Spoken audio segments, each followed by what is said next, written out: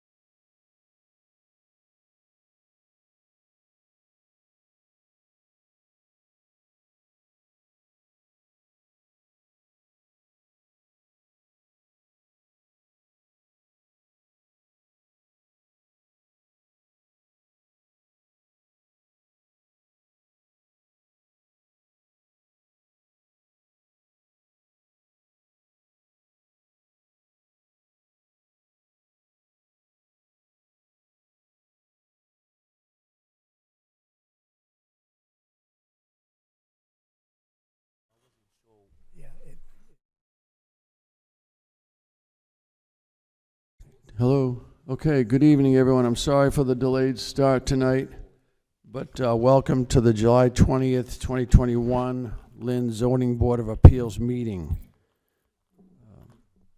The first order of business, can I have a motion, or do we have any additions or comments to the minutes for our last meeting? Hearing none, can I have a motion to approve the minutes? Motion to accept this, right? You have a motion to approve, second? I'll second it. Second by Flory. All those in favor? Aye. Okay, the minutes are approved to the last meeting. I'm sorry, Mary, can you call the roll? Sure. Mr. McCullough? Yes, present.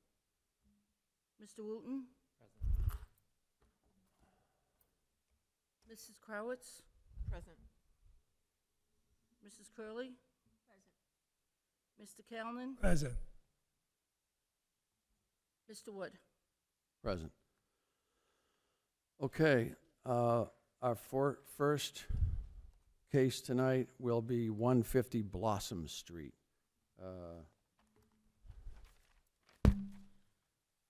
You take the continued ones, but Yeah, we're starting with Blossom.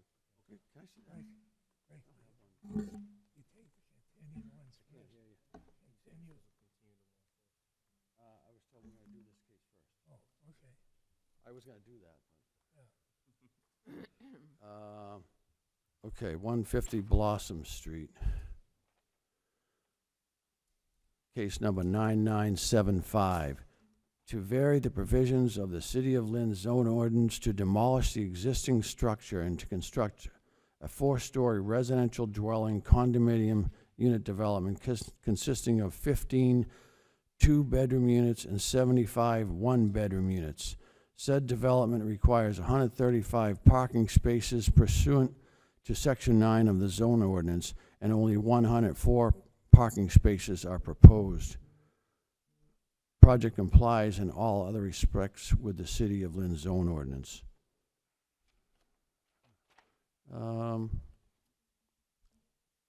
Okay, we'll open the hearing for those wishing to speak in favor. Good evening, Mr. Chairman, board members. My name's Paul Keating. I'm the attorney for Patrick McGrath, the developer of this parcel. This is over 71,000 square foot parcel. It's in a WF1 zone. The building that's there now is occupied by North Shore News, and they're going to be vacating the building at the end of August. My client proposes a 4-story, as you stated, condominium building, 90 units, but 75 units of 1 bedroom. They'll have minimum impact on the school system. 15 will be 2-bedroom. Will provide the city of Lynn, when this is completed, with over $1 million in tax revenue, this 90-unit building. And what we're seeking is relief from Section 9 regarding the required parking spaces. 104 are being provided. The zoning ordinance requires 135. Parking will be provided on the first floor in the garage, 91 spaces, and 13 surface spaces. Now, this project is within walking distance of the MBTA station, commuter rail station, the bus line on the Linway, and if we get a ferry back, the ferry terminal. This building will be constructed in the same manner as the building at 164 Blossom Street, which Mr. McGrath has developed previously. We have a landscape plan with trees and bushes provided for the entire perimeter of the building. Also, he's going to do a 6-foot sidewalk around the entire area and a 4-foot strip of plantings abutting the street. So we request that we obtain the variance tonight in order to proceed with this development. If you have any questions, we'd be happy to answer them. I had one quick question. When you said $1 million, is that $1 million annually? Yes, So $1 million a year this building will bring in taxes. that's correct. All right, just want to make It is that. estimated to bring in taxes, 90 Oh. units. Is there any documentation, if I may ask some questions, Yes, please, sir. any documentation that actually shows how you guys came up with the $1 million projection. Well, basically, it's based on the sales price of the units, the Right. assessed value times the tax rate, times 90 units. Okay, so I guess it's important to state that these will be condos, not Oh, apartments. yes, these are condos. Okay, thank you. And in regarding to just concern around traffic, are there any studies that was done for that corner in regarding to traffic? Whether a signal needs to be installed, because currently there's none there. So if you're bringing about 100 and so people there, are there any traffic studies that you guys conducted? Okay. So that will be my only concern with this volume of people in that area. If Lynn Tech kids are over 18 kids are driving, so it might be a bottleneck, it might be a traffic situation. That's really my only concern with this one. The history with buildings like this, not everybody leaves at once. Correct. Some people leave at Early 5, mornings. some people leave at 8, Sure. so on. So, it's just a small flow going out, in and out. Right.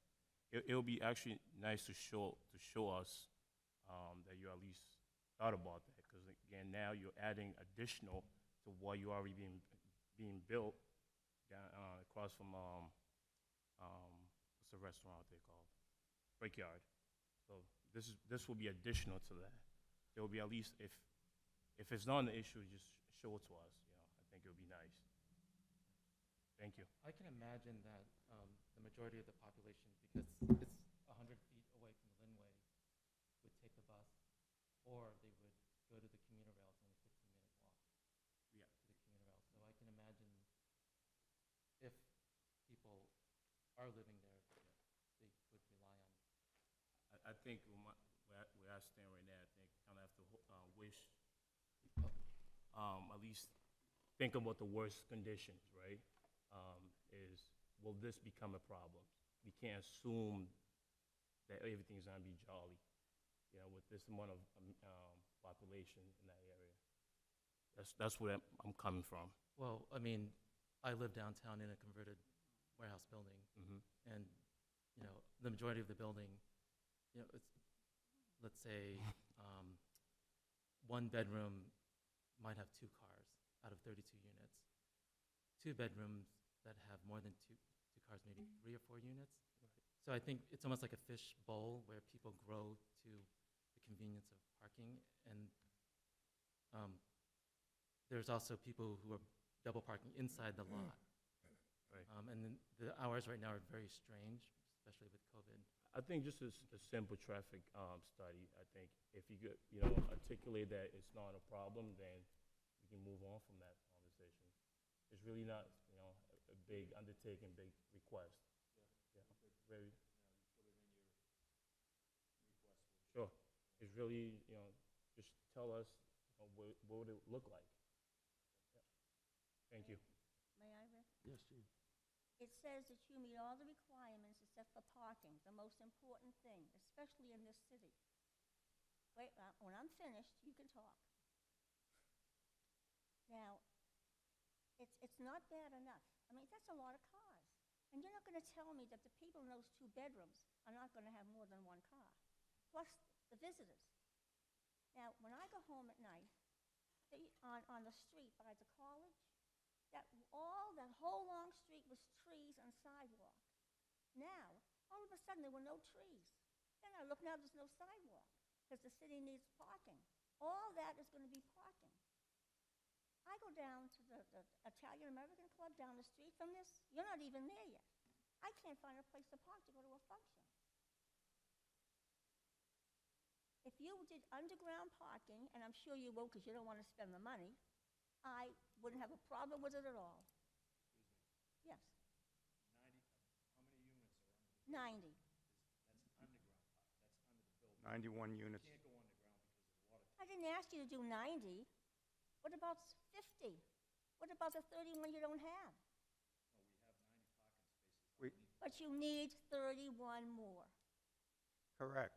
A quarter-mile down the road, you don't need any parking whatsoever Excuse me? in the central business district. That's another thing. You're not proving your case to me, you're just making it for me. See, there's just so much, nobody gives a damn about parking anymore. I don't know what they think. People now, you go down the street, they don't have lawns. Drive down Linfield Street, hardly anybody has a lawn. They hot-topped everything because they have to have parking for their cars. You think that looks good for the city? I certainly don't. Those are single-family residences. Pardon me? Those are single-family Not all residents of on them. Linfield Street. Not all of them. Just drive down and you look at the hot I top. ride down every day. All the lawns are hot-topped because they have to have parking. You see, if you did what I'm saying, I wouldn't have any problem with your project at all, not a bit. But 31 spaces, plus visitors, plus people are gonna have more than one car there, I think you're asking a lot. Just my opinion.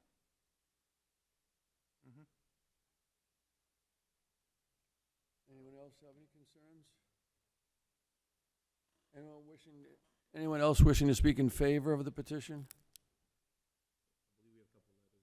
We do have a few letters here, yes. Okay. I'll read these letters. This first letter is from the home counselor for this project, Ward 6 Counselor Fred Hogan. Dear Chairman Wood, in my capacity as ward counselor, I am writing this letter in support of a petition for a variance to construct a 5-story building containing 90 residential condominium units at 150 Blossom Street. Currently, the property houses a closed, defunct newspaper printing facility and has been a blight on the neighborhood for many years. Prior owners have allowed landscaping vehicles and commercial vehicles to park on site unlawfully, necessitating near constant city enforcement action. Neighbors have regularly contacted me during the past several years to complain about the neglected, underutilized, underdeveloped property at 150 Blossom Street. The petitioner is in the process of constructing a similar residential condominium complex immediately next door. And this project, even during construction, has dramatically altered the neighborhood for the better. Together, these two projects will completely transform this neighborhood. New homeowners will be moving to these complexes with disposable income to spend in Lynn businesses. This is precisely the type of developments that were recommended under 2 prior waterfront master plans. I envision that the occupants of these new dwelling units will be the catalyst to bring back the Lynn-Boston ferry. Hundreds of residential homeowners will provide the steady customer base that is needed to warrant the resumption of a permanent ferry service. As you recall, Mayor Thomas McGee previously advocated for this very type of residential development during a prior zoning board of appeals petition seeking to construct a storage facility on this same site. In hindsight, Mayor McGee has proven to have been correct in this assertion that developers and investors would construct residential units on site.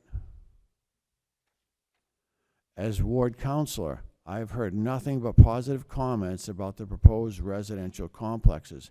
As proposed, there is sufficient parking for every unit to have one motor vehicle. Bike racks have been provided and on site to alleviate the need for more vehicles for future owners of units. The site is in walking distance to the Lynn commuter rail station and a soon-to-be opened supermarket. As ward counselor, I do not see realistic issues with overflow parking based on the site's proximity to the commuter rail and essential services. During this period of COVID-19, more and more employers are allowing their employees to work from home, further reducing the need for motor vehicle ownership. Thus, I foresee only minimal need for future owners to park on neighboring public ways. In conclusion, as Ward 6 Councilor representing this neighbor, I fully support this project and urge the Zoning Board of Appeals to act favorably on the petition. Very truly yours, Frederick W. Hogan, Councilor, Ward 6. This letter is from City Council President Darren Sear. Dear Chairman Wood, as you are aware, I am the duly elected Ward 3 Councilor for the City of Lynn, and I also serve as President of the Lynn City Council.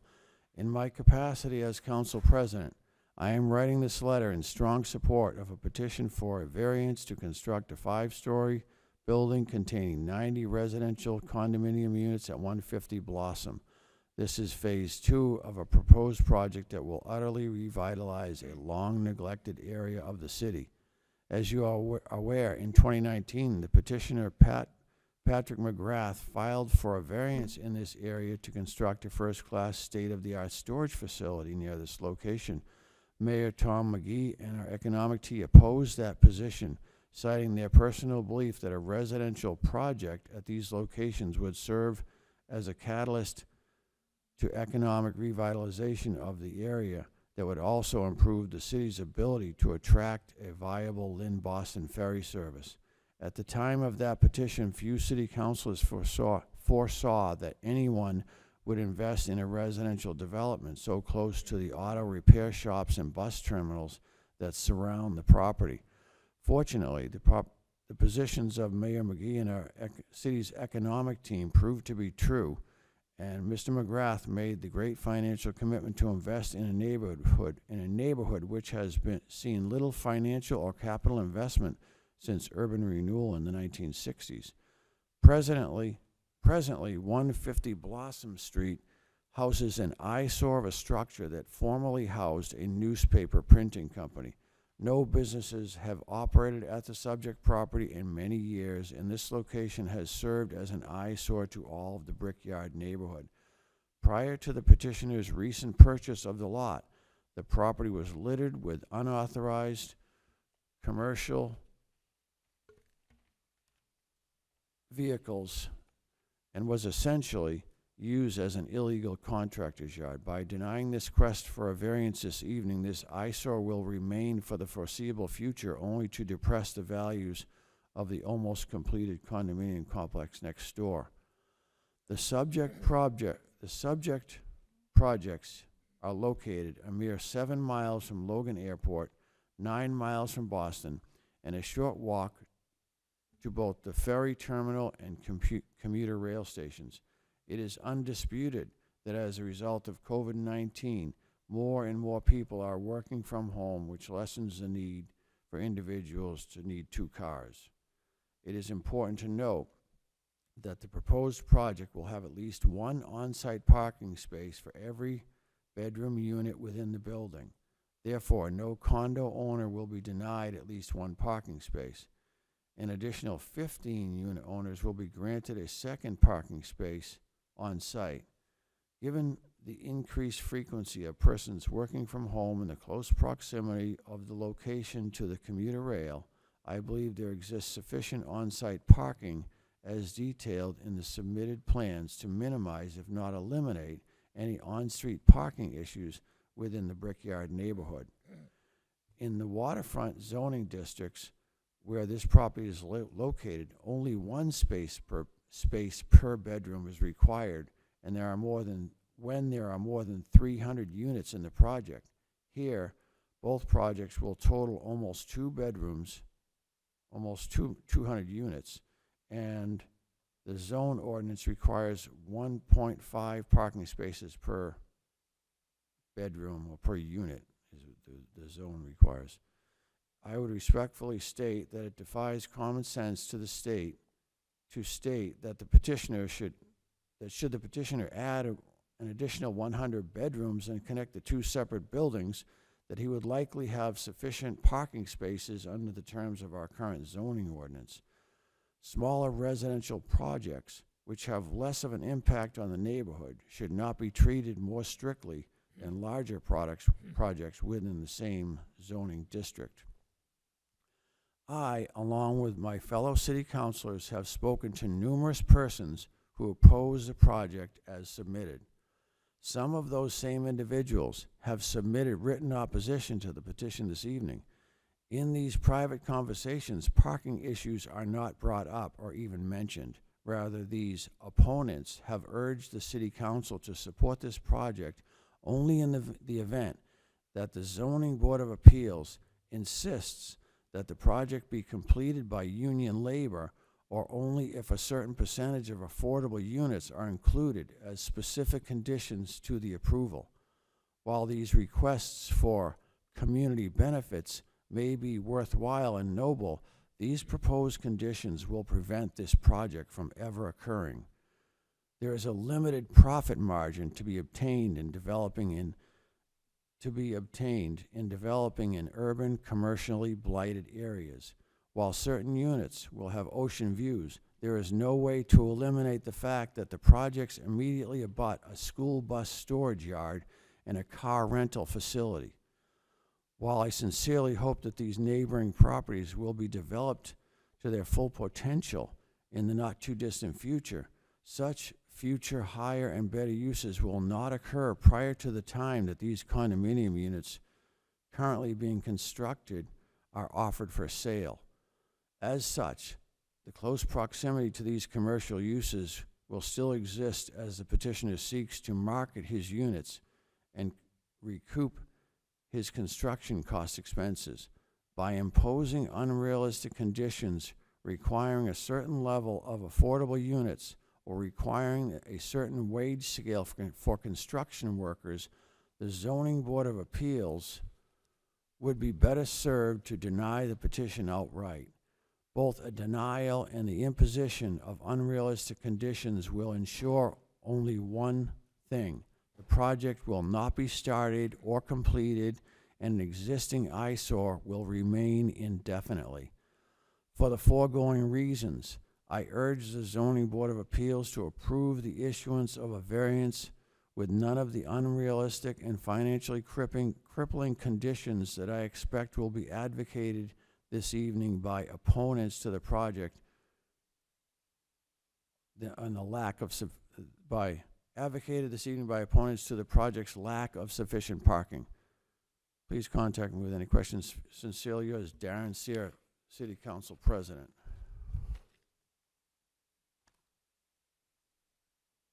One more letter here in favor, I think, yeah.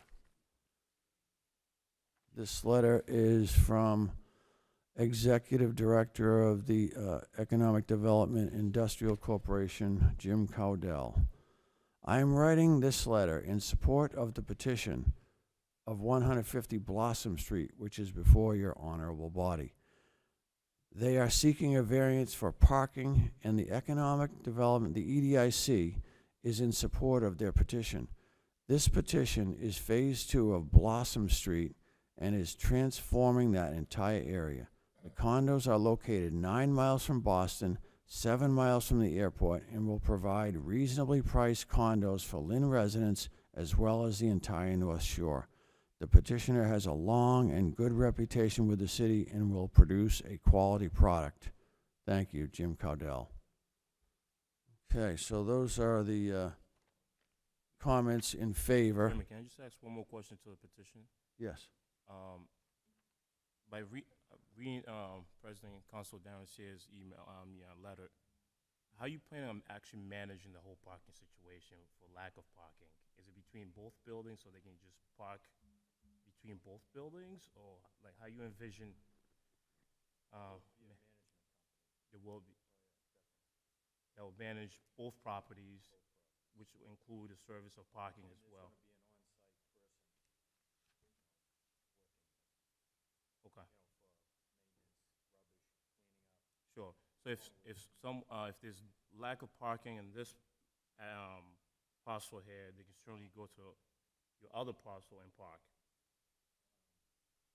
Or you want, or it will remain separate. Okay. All right. Thank you. Yes.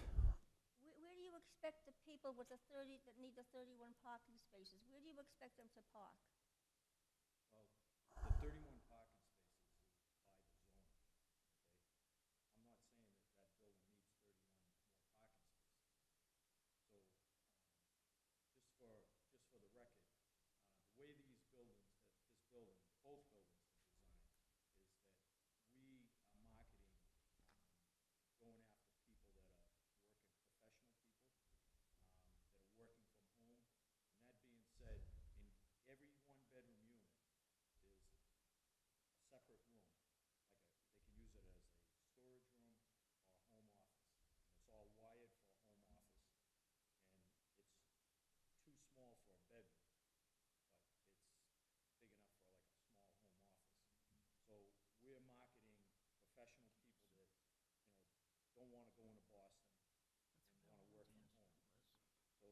that's another thing as far as the traffic, that's what we're doing, is targeting people That that are demographic. working from home. Right. And we found that out because I just built a unit a couple of years ago on Western Ave, and we had a long list of people that wanted one-bedrooms. Mm-hmm. And, we only had 4 out of 24. So, we came up with this, and plus, we did majority one-bedrooms. There's more demand for 2-bedrooms, but we did 1-bedrooms because, the school system. Right. They're overtaxed now, and we know that in the city.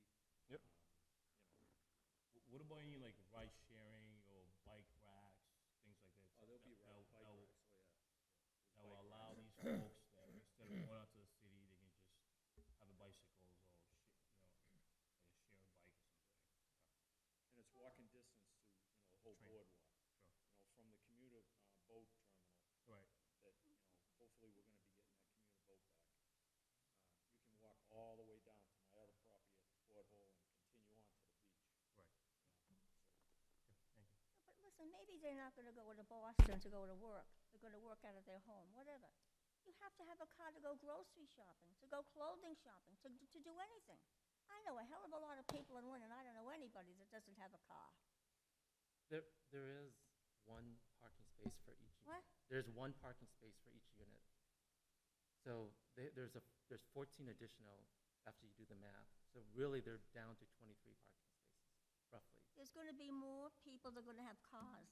that That's what I live mean. there. Each unit has one parking space. What? Each of the 90 units has one parking space.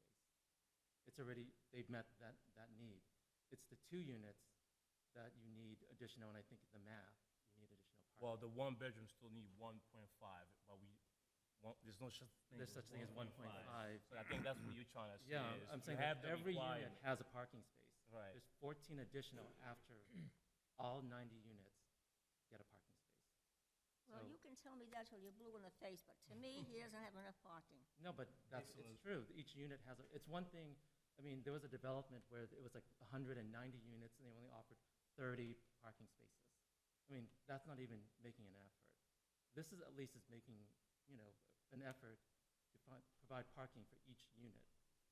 But I mean, that's what we I feel the people that live in there are gonna have 2 cars.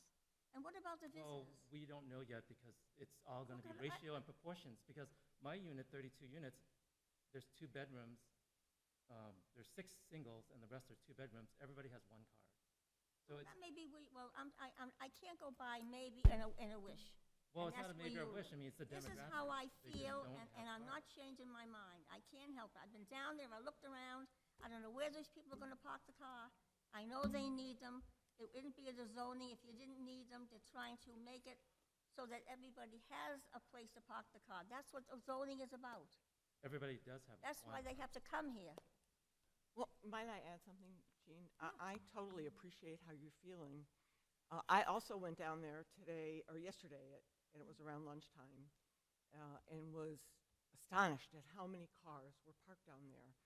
I could understand how the residents would be concerned about it, but the thing that's different about what is being proposed is it's the construction work that's causing the parking issues. It's the construction workers that are parking there during the day and taking up any spaces the residences might be using during the day. Once the building is established and they're parking underground, I don't think it'll be. They're not parking underground. Yes, they are parking underground. You're parking underground? Yes. Right, well, it's below the apartments. It's not on the ground level, but it's below the actual living spaces. I just asked you about if you were parking underground, I could go It along can't be with. below ground because of the water It's table. not underground, it's underneath the building. It's under the building, it's not underground. Oh, That's what well, I'm you saying, can't do above it. the living space because of the He water. needs 31 spaces, and I'm not voting it because he doesn't have it. Okay. And we appreciate that. I think, That's why there's different people on the board, because everybody looks at something different. that's correct. Well, there is a lot of value to the city in the project, There's a lot of value to the city for the project. Listen, honey, you people think money is everything.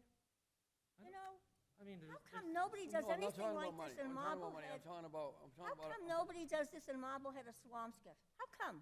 I'm not talking Salem's about money. certainly doing it. I was talking There's a about hotel there reforming a blighted area. with no parking. And He putting can people with. reform it with less apartments or less condos, but then he wouldn't make a lot of money.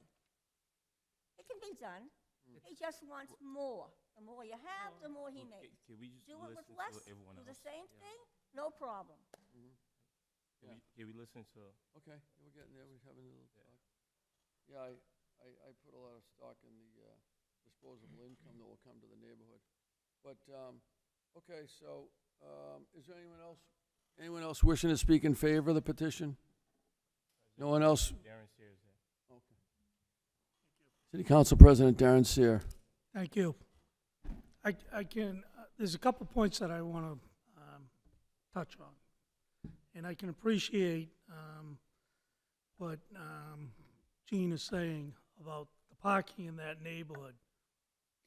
So 3 years, Pat was here in front of the committee asking to develop the site that's next door here.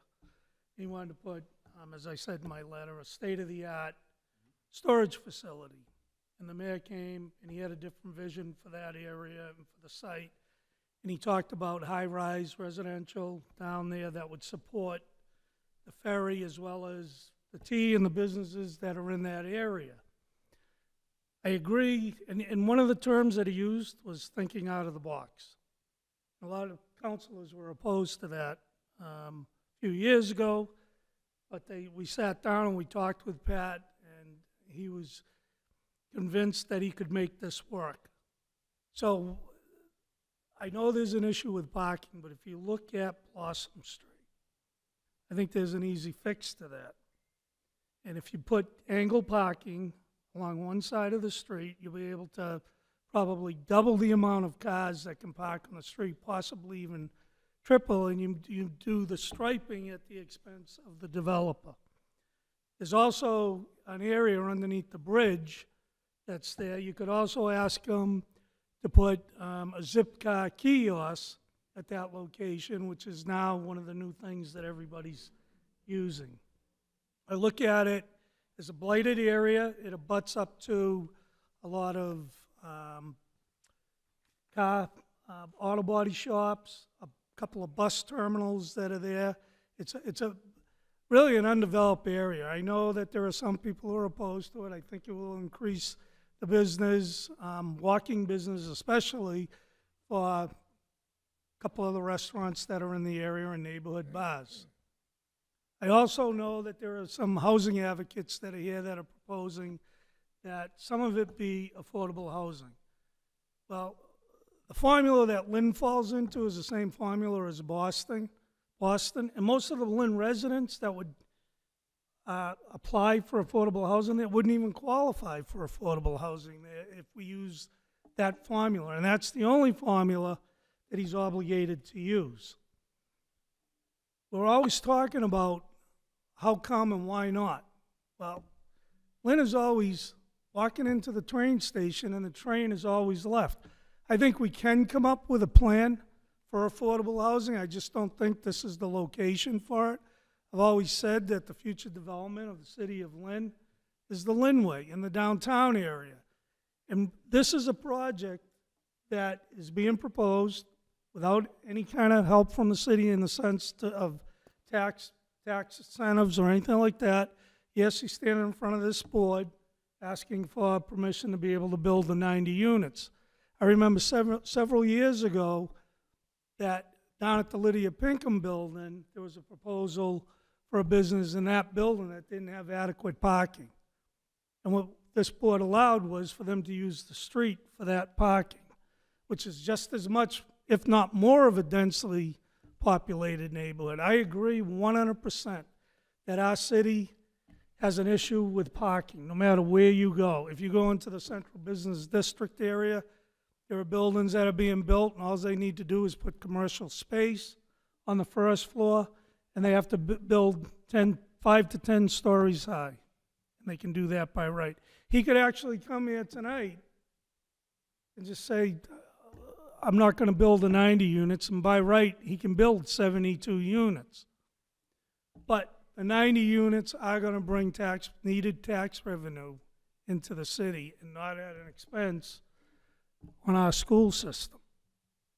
Fred Hogan, who is the ward counselor down there, he is a strong advocate for affordable housing in the city of Lynn. But he also realizes the importance of being able to develop this piece of property. It's extremely important that we start bringing positive development into the city, and we can start working towards a goal of being able to create some affordable housing in this city. But we can also look at, when I say the future industry of our city, the amount of jobs that are going to be done down there. We have to show developers that we want you to come here, that we're willing to work with you, that we will do everything possible, but not at the expense of neighborhoods, not at the expense of the people that need the help. If there are people making $45,000, $50,000 a year, we're obligated to help those people. But I think that this is a positive thing. I can tell you from experience with working with Pat over the years that he contributes tens of thousands of dollars to the city of Lynn that people aren't aware of. We just went through the food drive. I can't tell you how much money he donated so that he made sure that our seniors in the city were being taken care of and our needed families. He provides jobs every single day. And I know a lot of people that work for him are Lynn people. I just ask you to consider that. Thank you. Well, I think it's a positive thing too, with less condos. That's what I think is positive. It's blighted, he should do it, fix it up wonderful, but have enough parking. That's all I have to say. I think that, as I said, that if you really look at that area and the width of the street, that angle parking could be a solution to that. And at not extremely huge expense, but you're at least doubling the amount of parking in that neighborhood, which I know Who's that. gonna do that? Pardon? Who's paying for it? The developer would have to pay for it if you put the stipulation. Why wasn't that in his proposal? And, Maybe he wasn't thinking, well, I come up with it while I was sitting there thinking about and plus the city has cleaned up Bennett Street. They won't let cars park overnight from the auto body. Well, if you could show me a proposal with that, I would think differently. Make it a stipulation. Make it a stipulation. Attorney Lamont, can we actually? Well, we I'm can not gonna continue. say yes until I see it on a piece of paper. Yeah, I hear you. We can continue with the hearing, and if need be, we could always continue the petition to another meeting to allow them to bring in, you know, a plan of parking, a new plan. If I could see a Yeah. plan that's gonna have that kind of parking, and I don't have to worry about parking down there, I would think differently, yes. Okay, so we'll continue with the hearing for now. Maybe we'll think about continuing this case till the next meeting to give them a chance to prepare something like that. Mr. Chairman, but with that city approval, I don't know if we can just have them draw something. be something we'd work out. Right, have them draw something on the streets without any approval, you know? We'd have to have it approved, yeah. Right. Okay, so anyone else to speak in favor of this petition? Okay, hearing no one else to speak in favor of the petition, I'll close the hearing to those in favor, and I'll open the hearing to those in opposition. Anyone wishing to speak in opposition, we need you to sign. You gonna have a paper up there, Mary? Mm-hmm. We need you to sign the paper with your name and address, complete name and address. Please keep it legible. I'm not sure anybody can hear you. They coming. Anyone in opposition want to come up and talk about this? Coming. In opposition? They're coming. See what I mean? No, you know what it is? It's that microphone, honey. Chuck, you can't hear that? It's not you. I can hear you because I'm sitting next to you. I can hear it like in the speakers.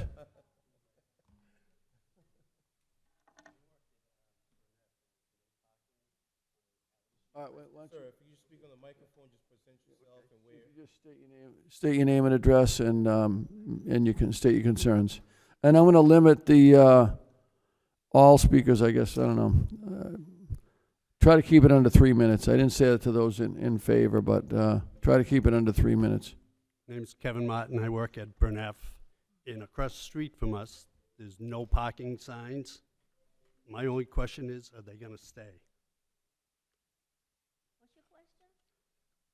I work right across the street from the building, and there's no parking on Alley Street. So we can get 18-wheelers in our building and the American byproducts. So are those signs gonna stay there? That says no parking? Yes. Sir, I believe that's a parking permission question. I don't think we can actually answer that today. Okay. That would have to have a change through the traffic commission. It would have to be a public hearing, and all interested parties would be notified if anyone was proposing a change to the no parking. But that's not, my understanding is not part of the petition tonight. Okay. There will be a separate public hearing or opportunity to be people to hear. And that's City Attorney Jim Lamanna speaking. Thank you. Good afternoon. My name is Reverend Schofield. I'm here on behalf of Lynn residents, myself included. I'm 34 Lowell Street here in Lynn, Mass, right next to Commercial Street, where this development is being developed, as you probably know. Yes. I want to read the petition, if you will, that we have proposed for you guys to hear in behalf of the Lynn citizens. And if I was to actually go by numbers, I heard a couple of numbers of city councilors' proposals in support of, well, we have 26 names here. Nobody special, no politicians, no people in office.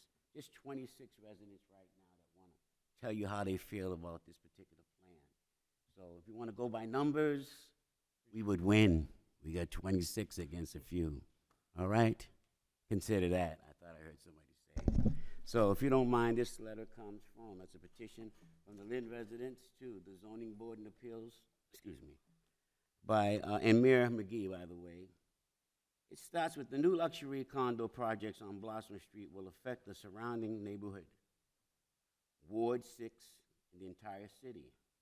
One building is almost complete. The plan for the second building currently includes 9 luxury condominiums.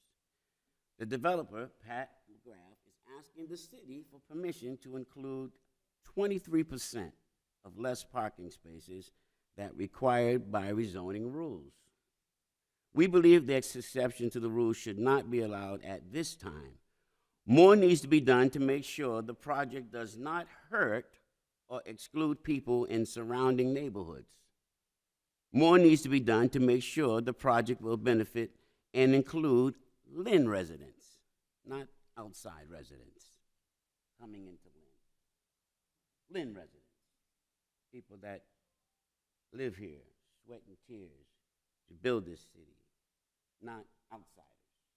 Lynn residents.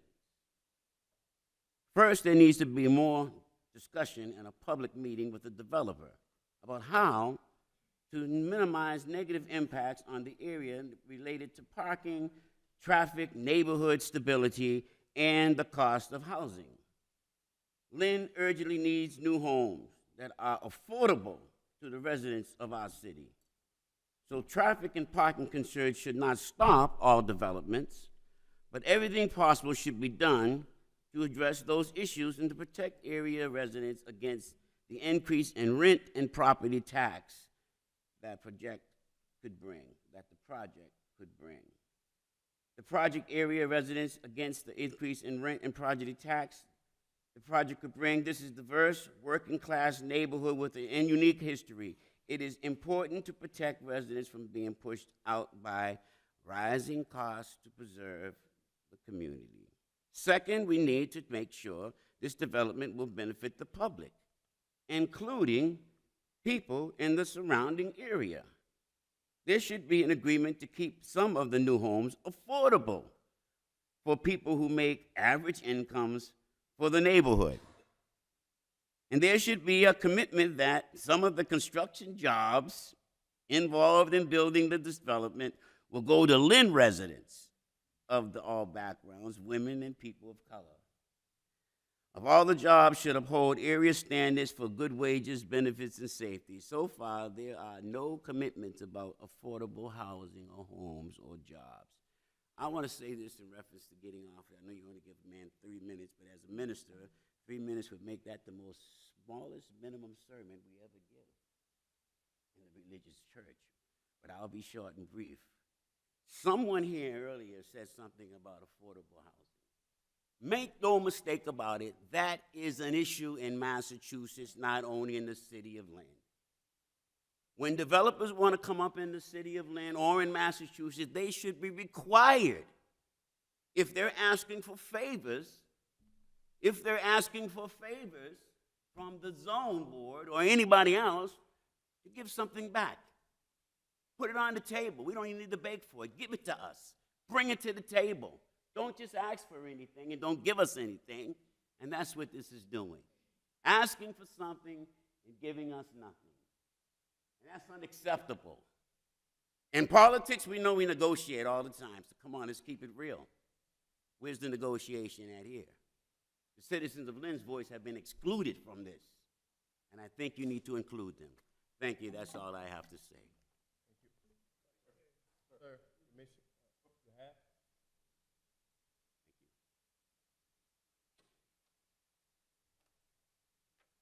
Good evening, everyone. My name is Valeria de la Cruz, and I live in Ward 6. What's your address? 20 Holton Place. And this petition is the same petition as the gentleman just read, but since there is no translation in Spanish for the majority of the people in here, so we're going to read it in Spanish as well, if you allow me to. So, los nuevos proyectos de condominios de lujo en Blossom Street afectarán el vecindario circundante, Ward 6 y toda la ciudad. Uno de los edificios está casi terminado. El plan para el segundo edificio actualmente incluye 90 condominios de lujo. El desarrollador Pat McGrath está solicitando permiso a la ciudad para incluir un 23% menos de espacio de estacionamiento que los requeridos por las zonas de zonificación. Creemos que esta excepción a la regla no debería permitirse en este momento. Primero, debe haber más discusión y una reunión pública con el desarrollador sobre cómo minimizar los impactos negativos en el área relacionado con el estacionamiento, el tráfico y la estabilidad del vecindario y el costo de la vivienda. En segundo lugar, debemos asegurarnos de que este desarrollo beneficie al público, incluyendo a las personas de los alrededores. Debería haber un acuerdo para mantener algunas de las nuevas viviendas asequibles para las personas que tienen ingresos medios en el vecindario y debería haber un compromiso de que algunos de los trabajadores de construcción involucrados en este desarrollo se destinarán a los residentes de Lynn de todos los orígenes, mujeres, personas de color.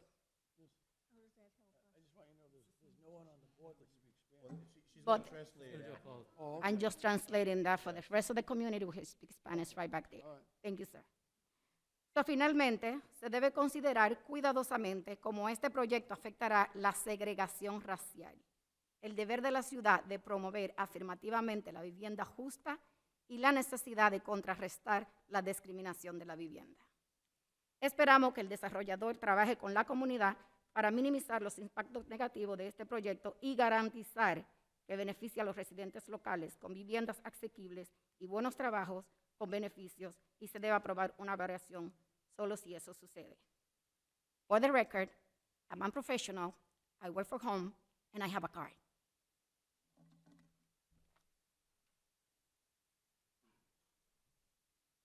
Good afternoon. I'm on behalf of the community for development around the neighborhood. I live on 132 Alley Street. My name is Herberto Cardona. Like my wife and my daughter live in the same apartment. I paid almost $2,000 for the apartment. We got 3 cars. We allowed park 1 inside, so 2 in the street. I understand the man says 1 spot for each car in the new apartment. Correct. But how about if you got 2 couples living in it and they both got cars? Where are you going to park the other 90 cars? A sample on down the street? Where I'm going to park? Where the rest of the neighborhood is going to park? Yeah, you guys going to put new trees, new sidewalk. You don't need that for the city. You need better stuff for the city. Park for the kids, all the stuff. Give back to the community. Nothing back to the community. Everybody promised stuff. Just what? To get to the office? Nobody ever complete nothing. Nothing for the city. Everything new development, new everything for rich people. What's up with what happened with the low people that works hard for this community? I don't get food stamps. I don't get nothing. I work hard, very hard. And some of these people here know me, and I work hard, very hard for life. And it's hard for me to come home and I won't find a spot for my car. Where do I'm gonna park? We got enough with the ice skate too. They park there. They park on the Honeydew Donut parking lot. They park on the supermarket, Wendy's parking lot. So where I'm gonna park if I can't park nowhere? Leave it down the street. We got how How many houses on Alley Street? Not many. We got 70% business. They all park there. We got 18-wheelers going in, back and forth. Supermarket's right across the street from his building. 18-wheel, how they gonna park in that building, back out for the grocery, for the community?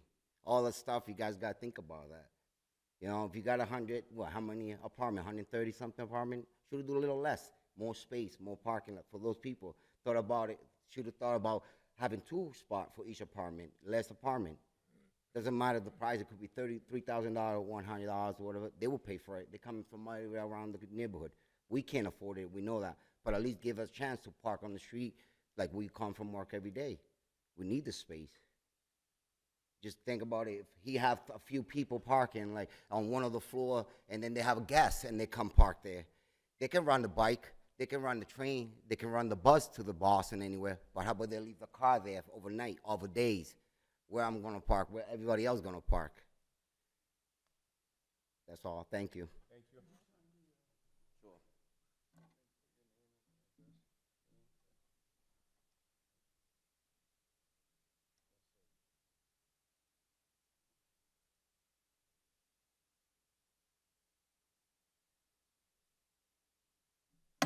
Thank you.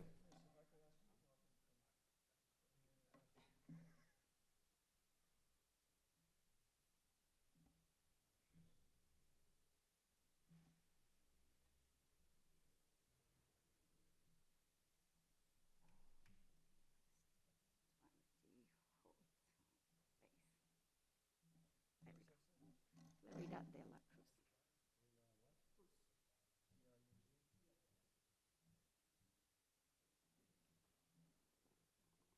Okay. The last name, first or name?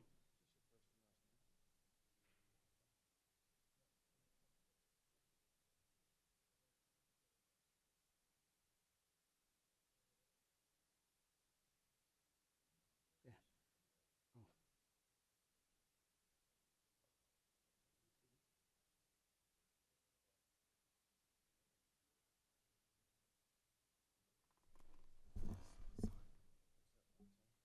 $117.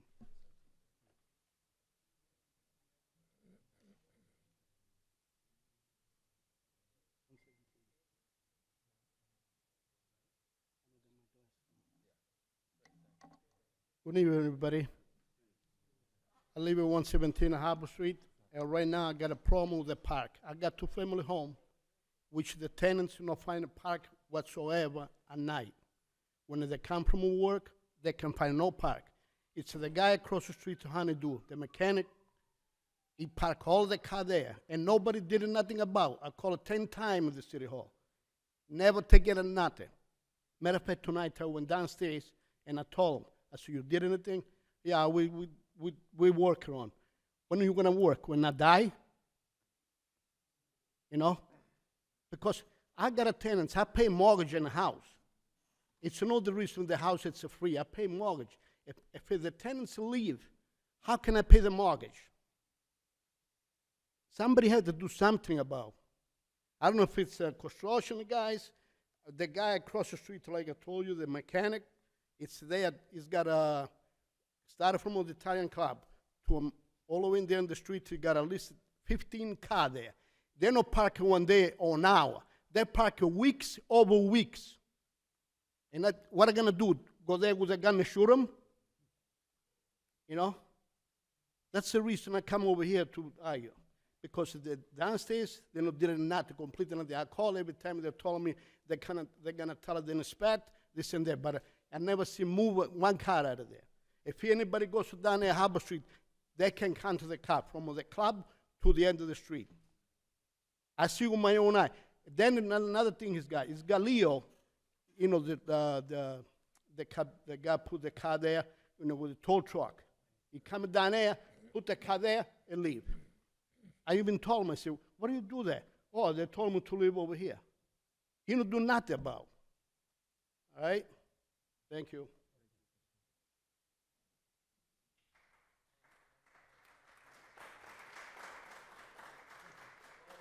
Should I sign this as well?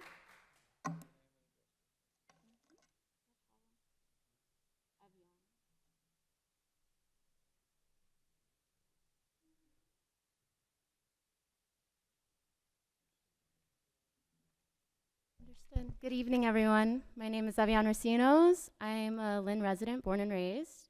And my concern for coming here is just the fact that this is not a mutually beneficial project that we're having here. In the letters by Fred Hogan and Darren Sears, they emphasize welcoming newcomers with disposable income to benefit Lynn business owners and ultimately have tax benefits and all that good stuff. But that is very visionary thinking and not including present issues we have in the city. Also, it doesn't really include what happened during the pandemic for Lynn business owners. I myself was laid off, and it was very difficult to receive any benefits or aid. And obviously, with the Delta variant, it's very expected that another pandemic is going to spread and we might have to lock down again.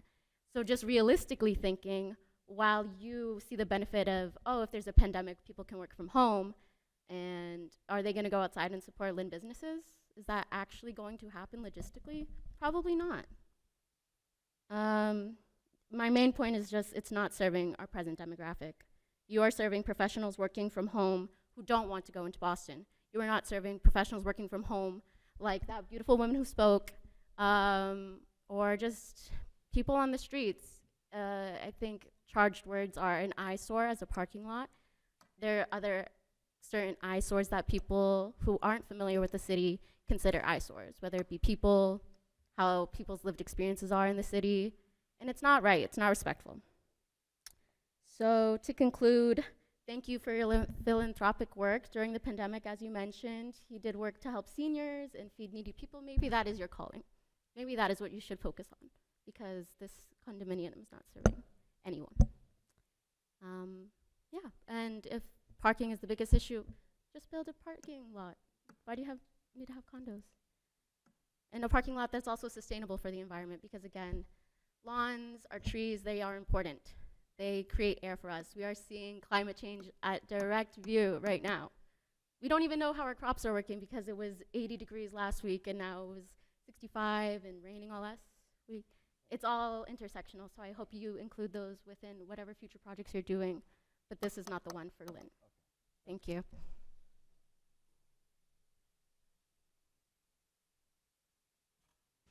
Can I just ask, with a show of hands, how many more people plan to speak in opposition?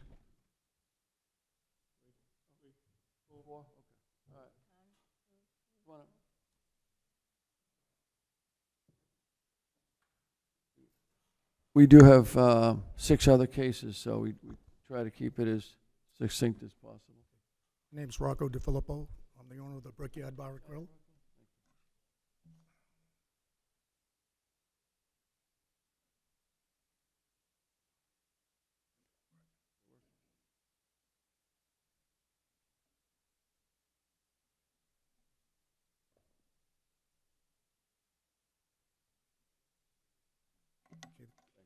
First thing is, I'm not against this project.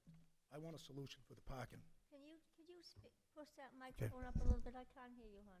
I'm really not against the project. I'm friends with Pat. I've known him for a long time. I'm concerned about the parking. And another thing, there were 4 or 5 letters written in favor of Pat. Could you read mine, the one? Yeah, I'd appreciate it. After the testimony, Okay. after the people speak, I'll read the letters. Okay. On a weekend, Friday, Saturday, and Sundays, I have bands and entertainment in my establishment. The street is packed with those people. How are they going to park cars there or how are my customers going to park there when this is in effect? If there's a solution that Pat wants to talk to me about, I'll gladly talk with him. But we own the 5-family house next door that visitors come to stay with their people. They won't have anywhere to park. If this happens, from Alley Street to the Linway will be one parking lot for the condominiums. If he can figure a way to do something, I'm 100% with him. But right now, I can't take a chance to lose my business over no parking for my regular customers that have been coming to my place for 40, 50 years. I grew up in that neighborhood. I've been in business for 60 years with my father. The place that Pat's building is building was my father's old business. I've never been before a board like this before, but I'm concerned that I could lose my business. I already went through COVID, got devastated. My bank accounts got cleaned out. Parking on the street has been tough right now for the construction during the day. they go home fine. But I have customers drive by and tell me they can't come in because they can't park. And I said, we'll get over this. It'll be built fine. But what's going to happen when all these other cars are there? The construction workers go home at 5 o'clock. The people that live there are going to be there all night, and that's when I do most of my business, at night. Like I said, I'm not against Pat. I like Pat, but I got to think of my own business. I've been there in business in that section of the city for 60 years, my family. So if we can get a solution. Here's your letter here. Right. Since you're speaking, I'm not going to read it. I know Darren spoke. Do you want? All right, let me touch up on a few other things that are on that letter then. And if you want to read it yourself. I know them. The Italian Club has a bocce league on Wednesday nights. The street from Alley Street to the Lindway is packed with cars from the bocce league and my customers. Where are these people going to park? I've never got a complaint from any neighbors that my parking at my business affected them like they're complaining about now. All I want is a solution. Table this meeting. Let's come up with a plan. Don't give approval right now, because I could be out of business. And I've been a staple in the city. We own the 5-family house next door. You know, what are we going to do? Just lose everything? You know, I understand he's a businessman. He wants to make money. But money could take away my business, and I don't want to see that happen. I'm done. Thank you. Thank you. Hey, Rocco, let me take your letter.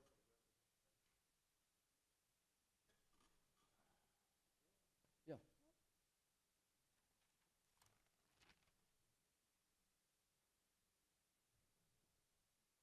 Hi, my name is William Willett. I am a vendor that is in the neighborhood on a daily basis. And I noticed that the traffic down there is extremely tight with these semis that are on Alley Street. And I also go to his business with our friends, and we're hoping to start to go back there now that they're able to play bands. And with things prior to the buildings being built, parking down there was atrocious. There was just no absolute parking. So once you get above, and I believe the building that he wants to build is a 5-story building, correct? 4-story. Okay.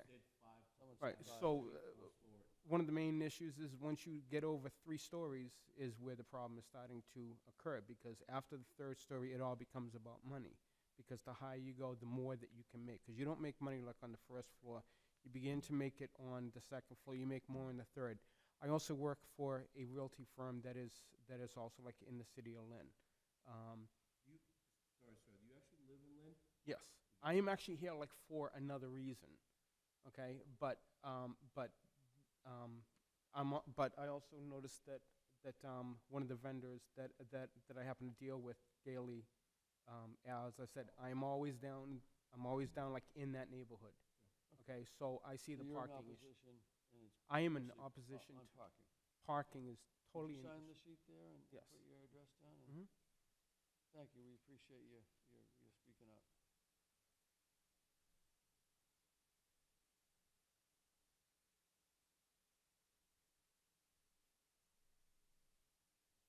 Who's the next speaker? Was there one more? There's two other gentlemen. Okay. Thanks, William. Come on up. Would you sign in, please? Yeah. Name and address.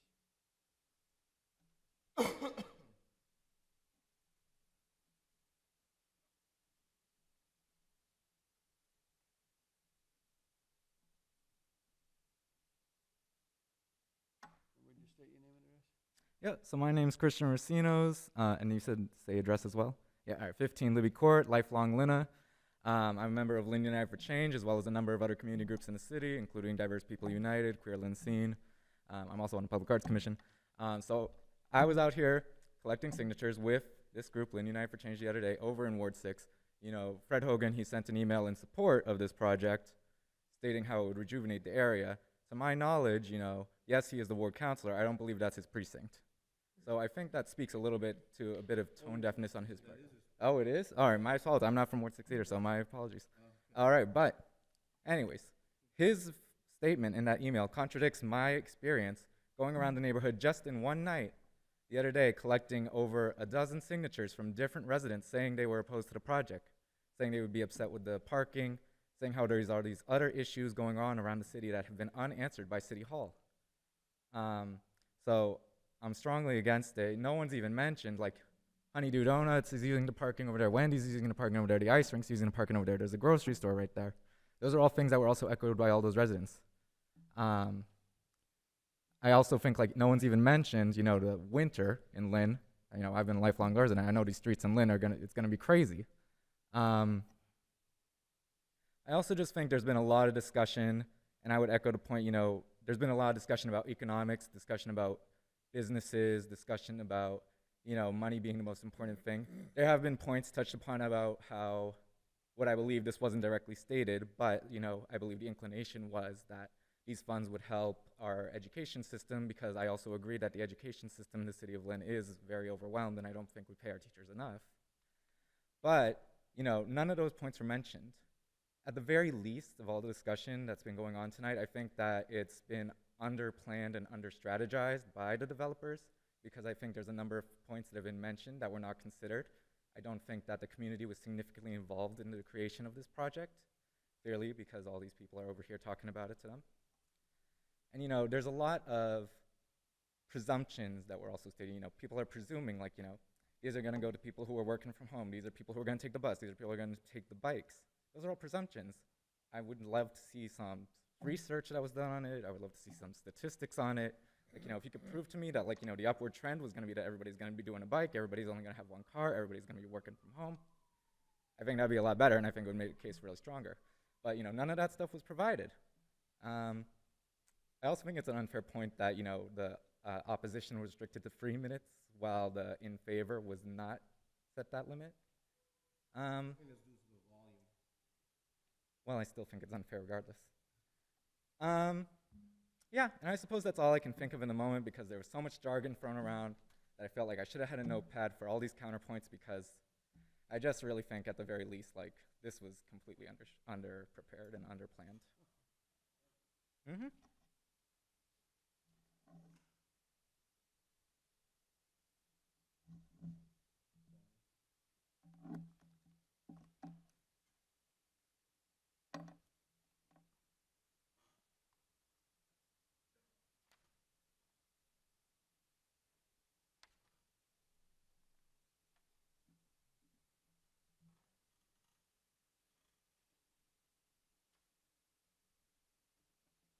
Good evening.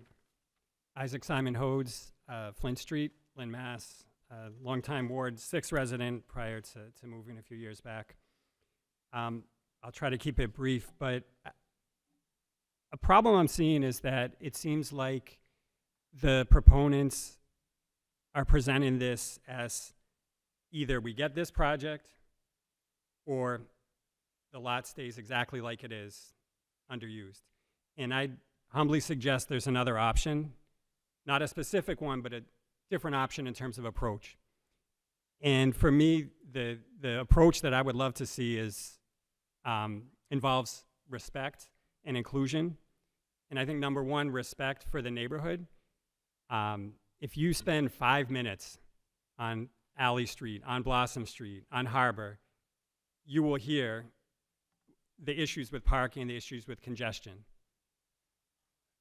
So to hear the idea that that's not a problem, just that's not the reality. And I think there needs to be that respect to engage with the neighborhood, to hear those problems. That doesn't mean stop it cold because some people said there's issues with parking.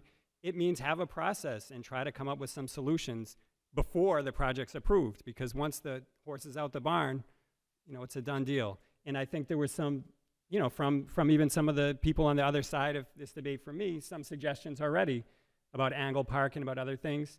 I think there should be some good dialogue on that, but it needs to happen before the approval, or otherwise it'll amount to suggestions and possibly nothing more. And I do think there needs to be the respect to have the conversation with residents of the area about what does this project mean in terms of including or excluding them and their families, you know, over the next few years, not just with respect to parking, but in terms of who's going to get to live in this place, who's going to build the place. I also think there needs to be some real self-respect on the part of our city. you know, I grew up in Lynn, lived here my whole life, and I know there's a long history of us feeling really beaten down. Disinvestment for decades, and we feel lucky if anyone wants to bring anything new here. We've got to move into a new era here and have the respect to negotiate and to really consider what the impacts of these projects are in the medium term and long term, the way other cities do. You know, talk to people in Chelsea, East Boston, Somerville, Jamaica Plain, any number of neighborhoods in New York that are working class areas that went through these transformations, and they will tell you, you got to start planning and looking at the impacts early, or before you know it, you'll lose any level of affordability, not just in that one building, in the whole surrounding area. You'll lose a really unique set of neighborhoods, relationships, cultures. I mean, you've heard people here today. That neighborhood has something special, and I would hate to see it lost. And I'll tell you right now, there are already companies who flip properties who are making unsolicited offers, and I'm sure it's related, you know, to the rising property values that these projects will cause, who are trying to buy properties so they can flip them. And you are going to see massive displacement from that area if we don't think about what is the impact. And I do think that's relevant. When you're considering a variance, you all know that this way better than I do, right? You got to consider, is there going to be a harm to the proponent if it's denied? Is there going to be, on balance, a benefit to the public if it's approved? And part of that calculation has to be who's included in this building. And it's been a really clear and disturbing to me message to hear people talk about disposable income and professionals. And these are code words. This means not people from Lynn. This means people who don't get their hands dirty when they work. And I think that's a problem. And I think that's going to have an impact on the whole surrounding neighborhood, which is a very diverse neighborhood, which is a wonderful place, and we don't want to see that lost. I appreciate the proponent and some of the supporters acknowledging the relevance of affordability to the parking issue. I know that's the focus, or the really sort of more narrow questions. You know, there was the suggestion that professional people don't have as many cars because they work from home, which I think is demonstrably not true. And I think that brings us to a point. One of the solutions on a parking issue might be having some more affordable units in this place, having any affordable units. Well, on average, people who are much lower income, guess what, are going to have less cars. So there is a relationship there. But I don't think that's the only consideration. I think, again, we have to be real about what these projects mean. It's going to mean displacement to the neighborhood if it's 100% luxury, nobody from the area included. It's going to mean segregation, right? It's going to mean a threat to that unique culture in that area, that bond in the neighborhood. And I think there was some agreement to some people. Maybe we don't agree on everything, but it seems like there's agreement on the need for affordable housing in Lynn, for people who grew up here, for people who came up here. We can't keep saying, yes, we need affordable housing and we're going to do something about it, and then waving through one project after another without any kind of access for people who live in the neighborhoods and just putting it off for another day. I mean, this is the moment. This is the development coming, and we've got to stake a claim and make sure that there's a benefit to the developer, sure, but also to the neighborhood. And that's part of the balance of what's the harm, what's the benefit.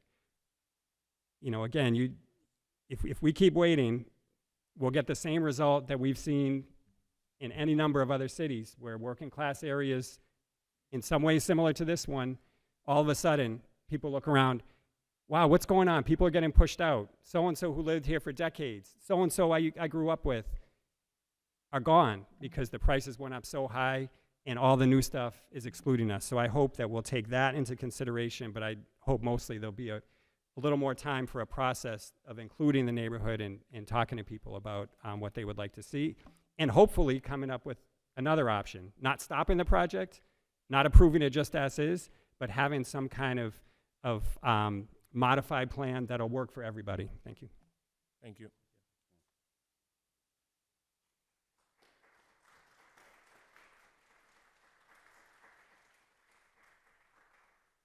Okay, so thanks everyone for your testimony. I have 3, 4, 5, 6, 7, 8 letters here, and I've read them all, and they're generally touching on the themes that we've heard tonight. So I'm going to submit these letters to be part of the case, and just make note that we have 8 letters in opposition here. So if there's any other comments by the board, any thoughts? Are we going to table this? Oh, I think that you've seems heard the like- case. Yeah, huh? Chairman, I don't think we should table it. I think we should go for a vote. I feel like, well, thanks, Mr. Callen. Mr. Callen feels like we should go for a vote. I feel like we should give the two sides a chance to work together to try to work out a parking plan. Yeah, I agree. If I can just say something, I'm actually in favor of the project itself, but I think there's still some homework that needs to be done. I think if the petitioner, Mr. McGrath, can produce some type of traffic drawings, which also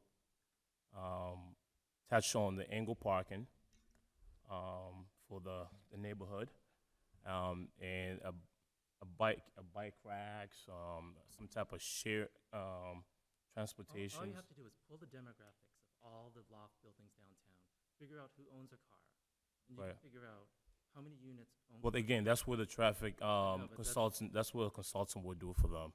So that You can figure Okay. out if really a 1 or 2 bedroom has 5 cars. Right, That's exactly. how you can figure out. We if won't. it's true or not. Yeah, we won't be able to solve that for him, but I think he needs to produce something and give it to us. Okay, I think we have a consensus here that we want to table this. Could I make a motion? Sure. To table this until the neighborhood and the developer have a better chance to talk to each other? But I would also like to add to that, that it seems that the vast majority of the parking issues happen during the day when construction workers are there. So I'm wondering if there's something that the city and the contractor can work out where they're parking off-site, maybe in the parking garage that's just a few minutes away of walking, or something like that, so that the neighborhood isn't as impacted as Right. hard. Maybe resident parking stickers or something. Resident parking stickers. Right, and that's the reason why I mentioned the angle parking. If they can just articulate that, showing on a drawing that it's possible, I think. Again, the project itself, I'm totally in favor of it, but I think we have some issue that needs to be resolved. And Okay, so help. we have a motion to table the petition, and so that the developer and the neighbors and hopefully Councilor Sear and Councilor Hogan can work together to find something more agreeable. So I have a motion for that. Do I have a second? Second. I have a second. Mary, could you call the roll? Mr. Markowitz? Yeah, yes, to table it. And when is the next meeting? It's in August. Is that enough time for you? The next meeting.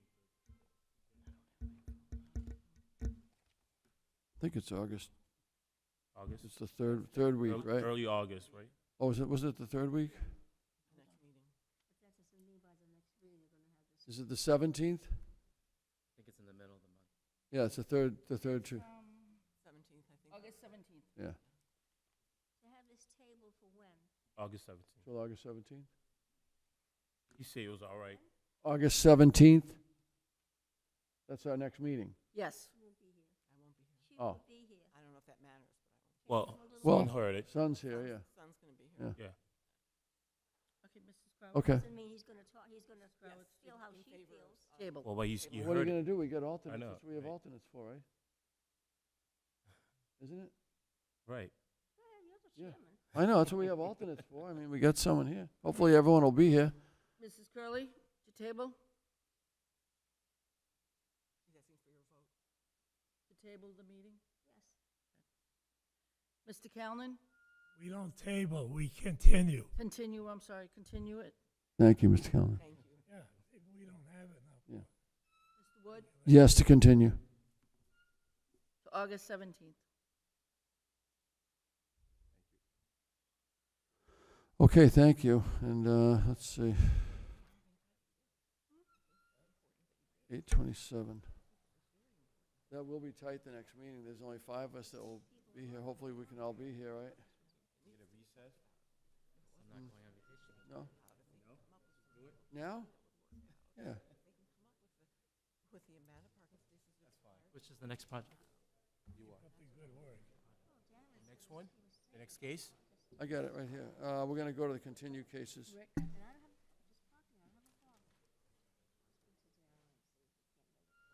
All right. Yeah. Okay.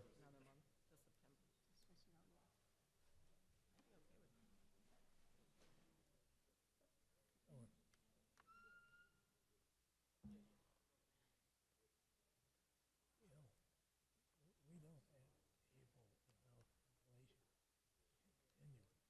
If you table it, it means it could go on forever. It's a technicality. You ready, Mary? Now learn. We always continue. Loud and clear. I think we're going to go to 122 Essex Street next. I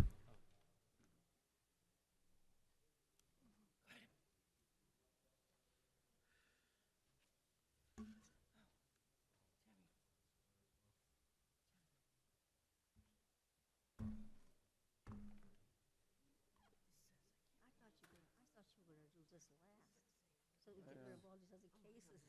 Yeah. They told me to do this one first.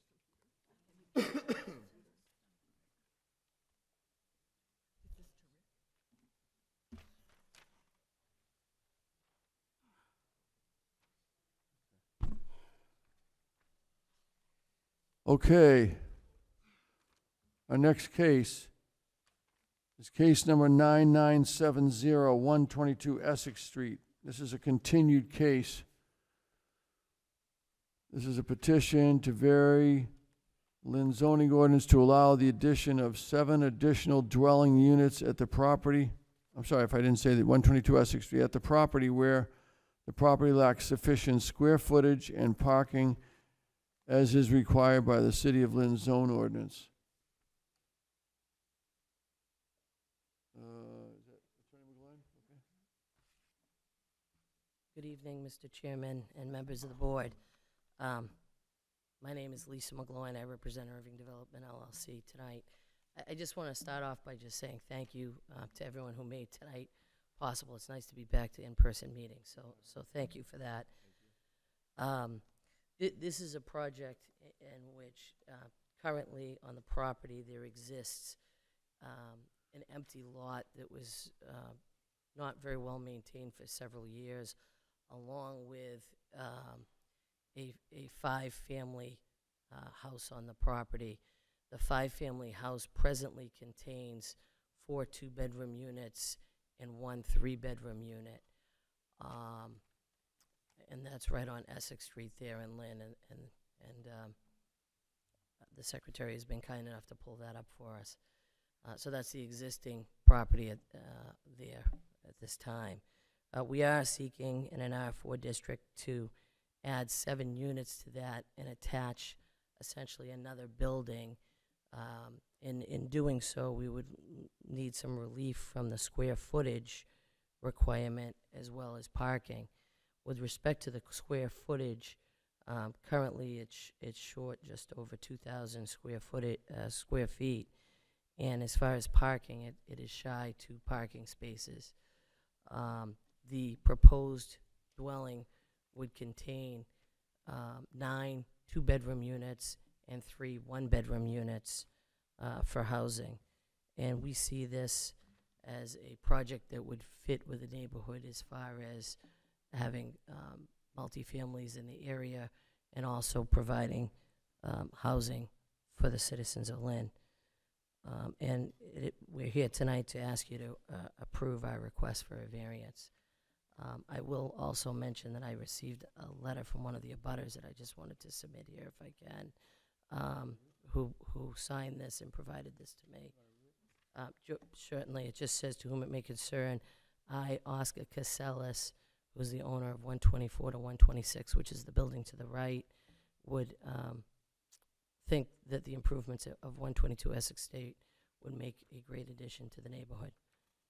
And that's the owner directly to the right. How many parking spaces are you short? parking spaces, yes.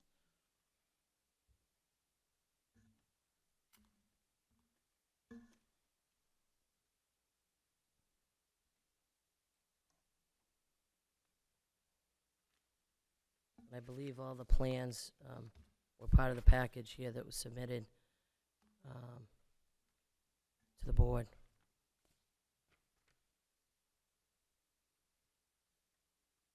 Any other board members have any questions?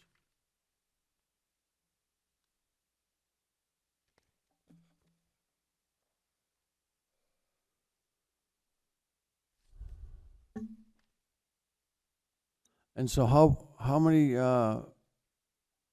what is the difference between what exists there now in square footage and what will be there? The present square footage on the building area of the existing is 1,850 square feet, and the proposed would be 3,500 square feet. This is a double lot. I guess I should have noted that. And when I say a double lot, back in 1966, this lot was subdivided. In the subdivided lots, the one to the left that has nothing on it currently, and because of the merger of the deeds with the two properties being next to each other, the current lot has 7,481 square feet where the building is built, and the lot abutting to the side has 5,292 square feet.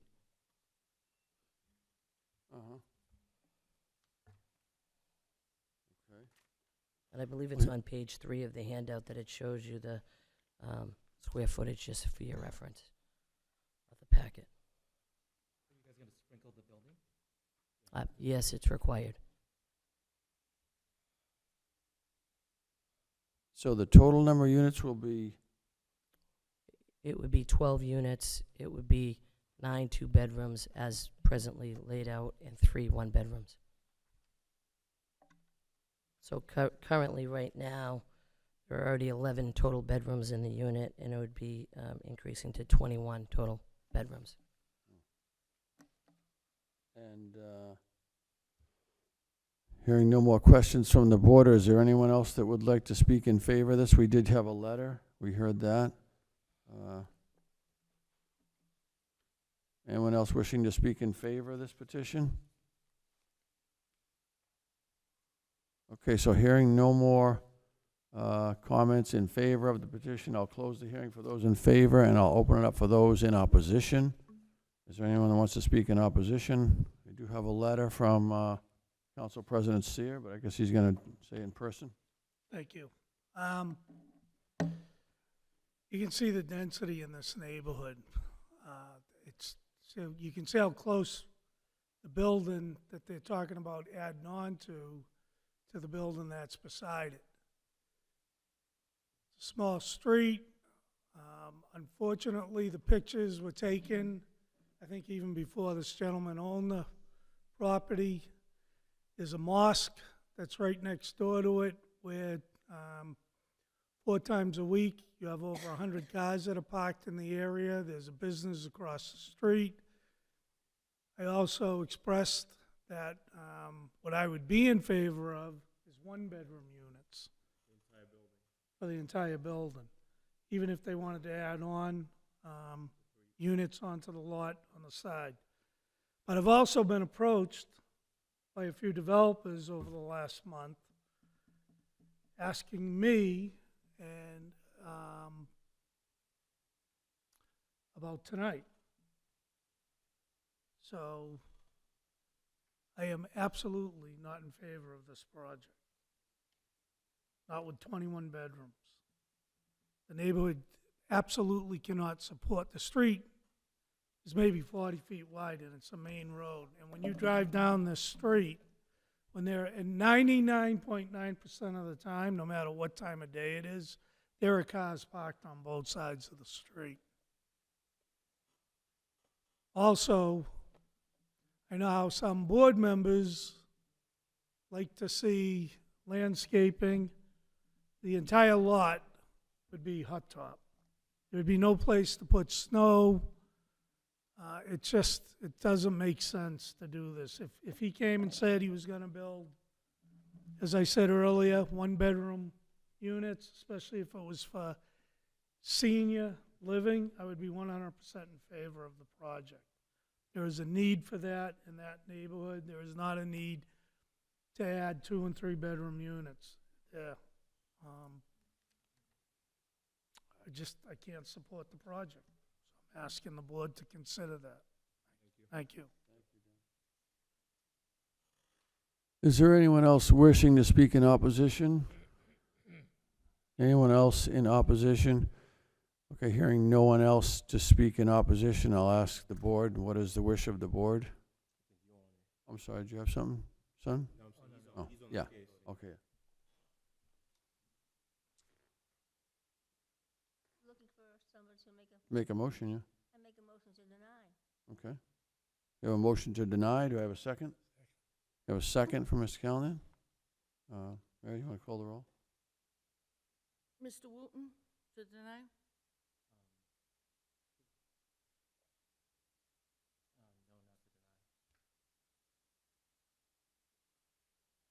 Mrs. Crowitz, to deny? Yes, to deny. Mrs. Curley, to deny? Deny. Mr. Callen, to deny? Deny. Mr. Wood, to deny? Yes, to deny. Okay, so the petition is denied.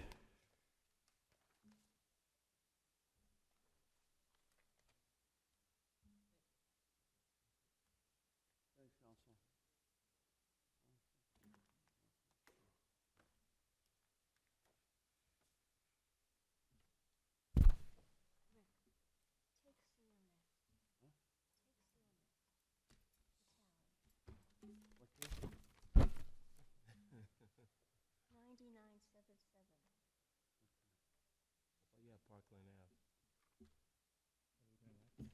Don't we have to do the continued case?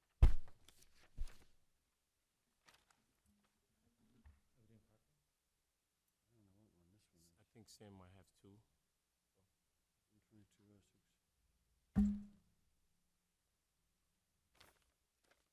So, which one are you saying? Hmm? Which one are you saying? 9977. The address? Right here, Parkland right here, Ave, this okay. What's the address? That's Essex Street.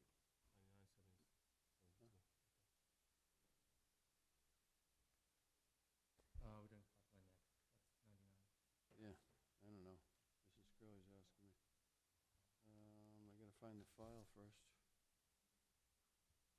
There it is. Okay. Thanks, everybody. Our next case is case 9977, 342, 344 Parkland Ave. Petitioner Tom McGovern, President of Linwood Development by his attorney Sam Vitale. The petition is to vary the provisions of the City of Lynn's ordinance to allow the demolition of an existing structures and the construction of a single-family residence on a lot in the R2 district with less than the required lot size. 10,000 square feet required, and the lot contains 8,500 square feet. Mr. Vitale. Thank you, Mr. Chairman. With me is Tom McGovern, the petitioner. This property on Parkland Ave has been problematic for the City of Lynn for many years.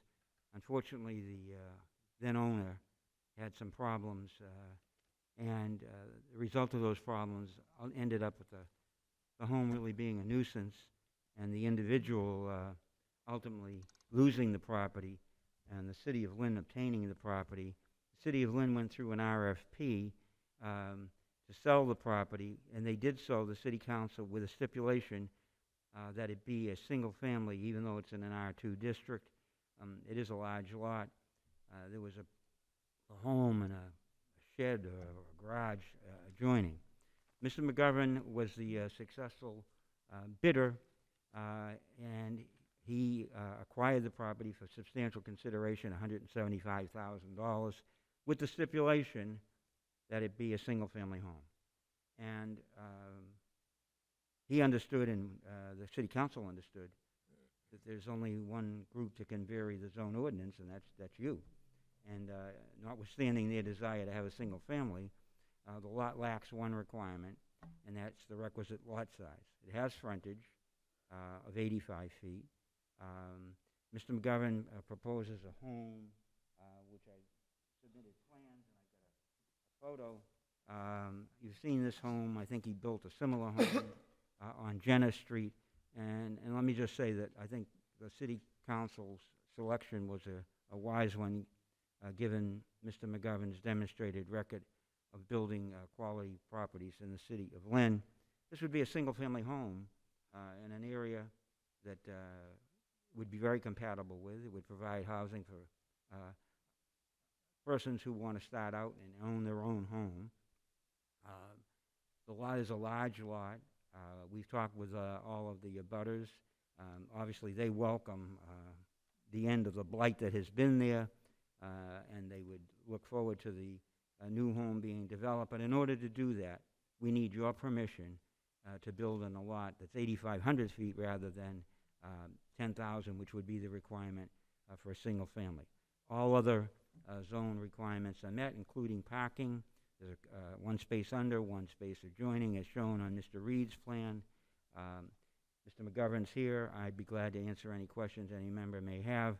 But essentially, what we are seeking to do is what the City Council imposed as a stipulation. Mr. McGovern owns the lot, and really the only thing he can do with it is build a single-family home. Be glad to answer any questions. How many bedrooms?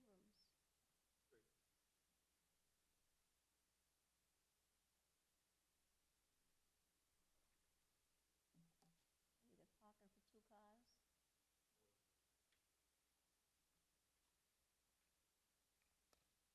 Mr. Vitale, do you have a landscaping plan for that? We could. Well, I mean, yeah, one. Mr. Reed didn't put the landscaping on. It's a large lot. If you've been there, you've seen there's arborvitae's on the one side, and it goes way back. And in fact, I looked at the lot, and I said to Tom, the house is about 25% of the lot, and the parking is very functional. It's closer to the street. There's a garage under. There's a space adjoining, and literally 2/3 to 4/5 of the lot are available for grass, lawn, landscaping. It presents an opportunity. If you've been there, the lot slopes, and it goes towards the adjoining streets. But I don't think finding suitable landscaping would be a problem because of the large, even though the lot's not 10,000 square feet, the size of the house relative to the lot size and the placement of the house and the parking, I think, lends itself to having more than adequate landscaping.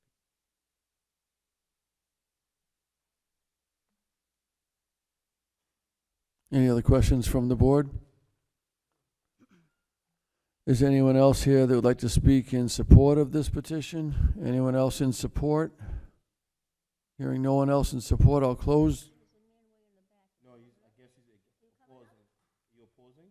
He put his hand up in the air. Yeah, that was wrong coming up to wrong talk? timing. They're opposing. I guess he changed his mind. Isn't there a letter? No. Isn't there a letter? He's opposing. I don't know. I think the council person wrote a letter. Okay, hearing no one else to speak in support of the petition, I'll close the hearing for that. The letter. The letter. There was a letter? Yeah. Yeah, thanks.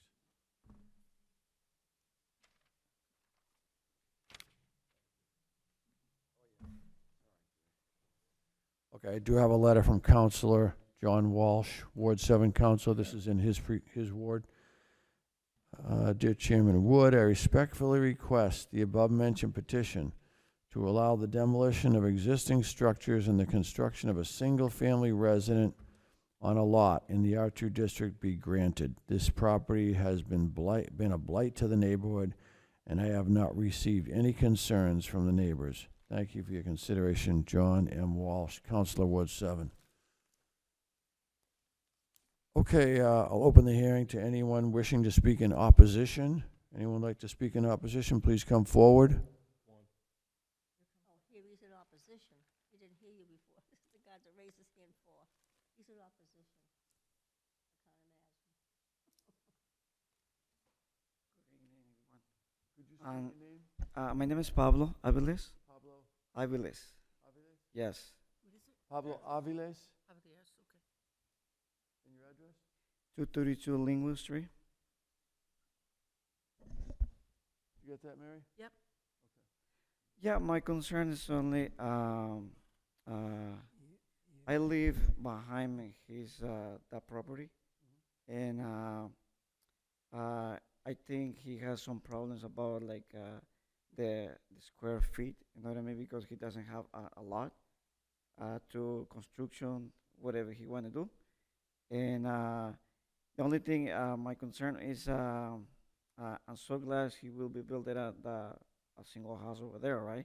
But I'm not interested to selling anything of my property. You know what I mean? In case somebody asks me to selling something, you know what I'm trying to say? That's only my concern. You know what I mean? Because my driveway goes all the way through to that street. So if you take a look, Can we just wave that right now, because I can't follow. Did someone already solicited to sell your house? I'm kind of. she's my wife. She can speak. How you doing? Good, good. My name is Jessica Yeah. Aviles, and we just received the letter, and we just came here because Mr. McGovern. Yeah, he came to our house saying that he need to have more space to build something from his house, and we said no. Okay. And we just want to know if this have to be something about that, because we don't want to sell the part that he need for building a house right away. Thank you. So we don't understand Maybe Mr. why we Vitale? received the letter. That's the only thing we just came. We don't going to sell Yeah, nothing. Mr. Vitale, maybe. Thank you. All right. People don't But- have to but- sell their property if they don't choose to. Okay. I think there's a Just misunderstanding. I think- reassure them. Yeah, they have property that adjoins, essentially they have a landlocked lot. Who? That is off These folks? of Linwood, Oh, at the back of Parkland. Uh-huh. And yeah, we approached them because it's there and it's landlocked. They chose not to sell, that's their prerogative. Okay. We're not using their land. Just so they want to make We sure. just want to make sure.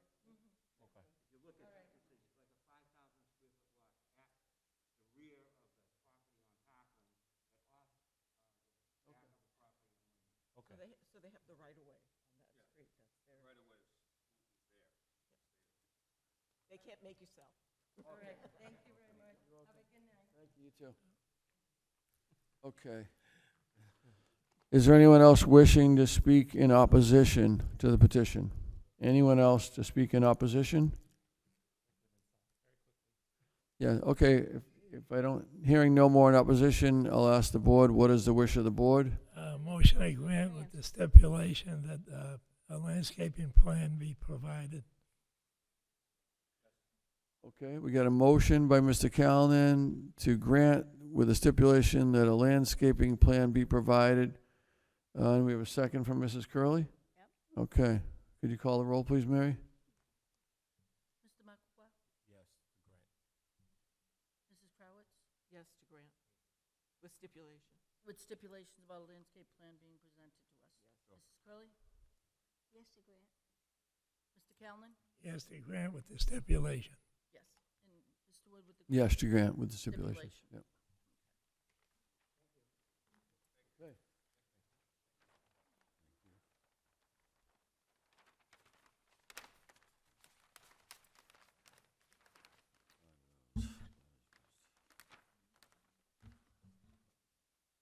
Okay. Almost there. Yeah. Messy here. All right, moving around tonight. What's next on the top here? Well, we could do Ioma Square. That's pretty easy. I don't see it here, though. She's got the There's plans something here, right in right? front of me. Can you put them up there? We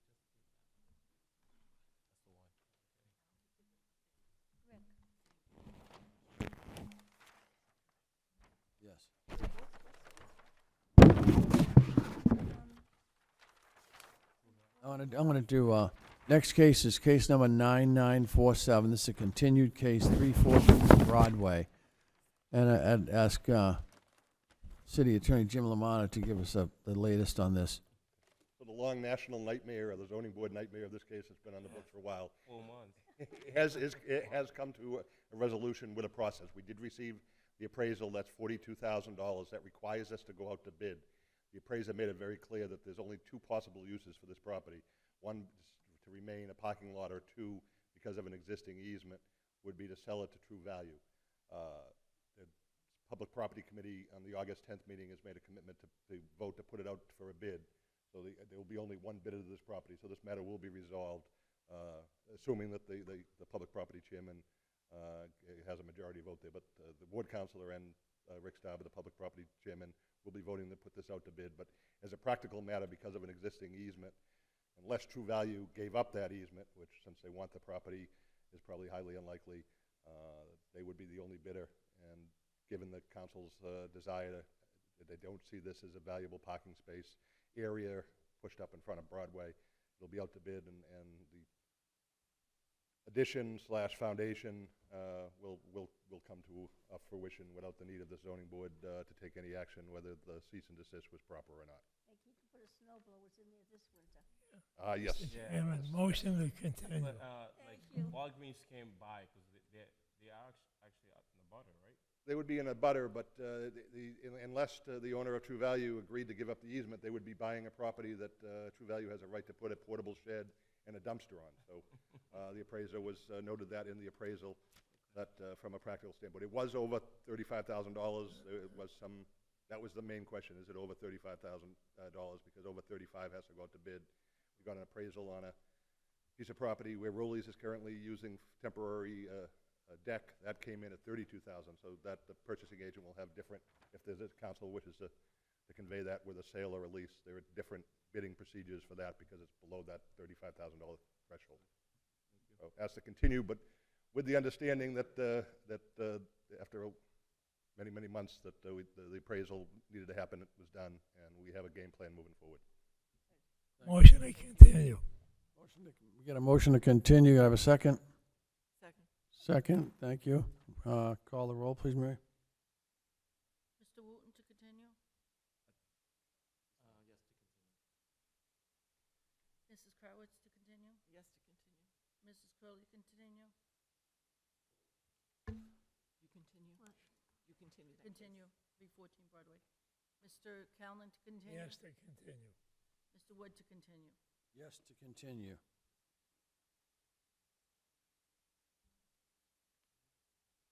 Where's Bachelor Street?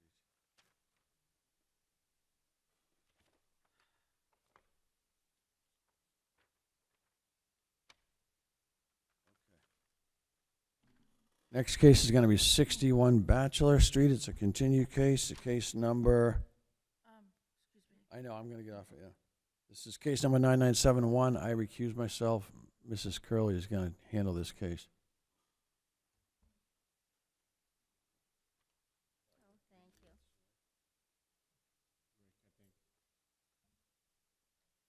you. Good evening. Hello, how you doing? Oh, well, thanks. Got quite an education tonight. Yeah. God bless America, that's all I can say. So what's happening? So, I was asked to, at the last meeting, to provide a structural design. Spend a lot of money on those. Yes, I did. Very good job. Spend Thank, a lot of money. thank you. I didn't really have a choice, but I would have had to done it anyway because I wouldn't have wanted an unsafe deck myself. That's it. Exactly. So I was requested by the board to provide a structural engineering drawing and subsequently actually change some of the design a little bit to make it shorter so it doesn't cantilever out as much. I brought it back from 8 feet down to 3. The top deck we actually reduced from 12 feet down to 10, which both of those things allowed us to use the existing footprint without having to add any other structural support underneath the deck or even touch the any other additions into the water.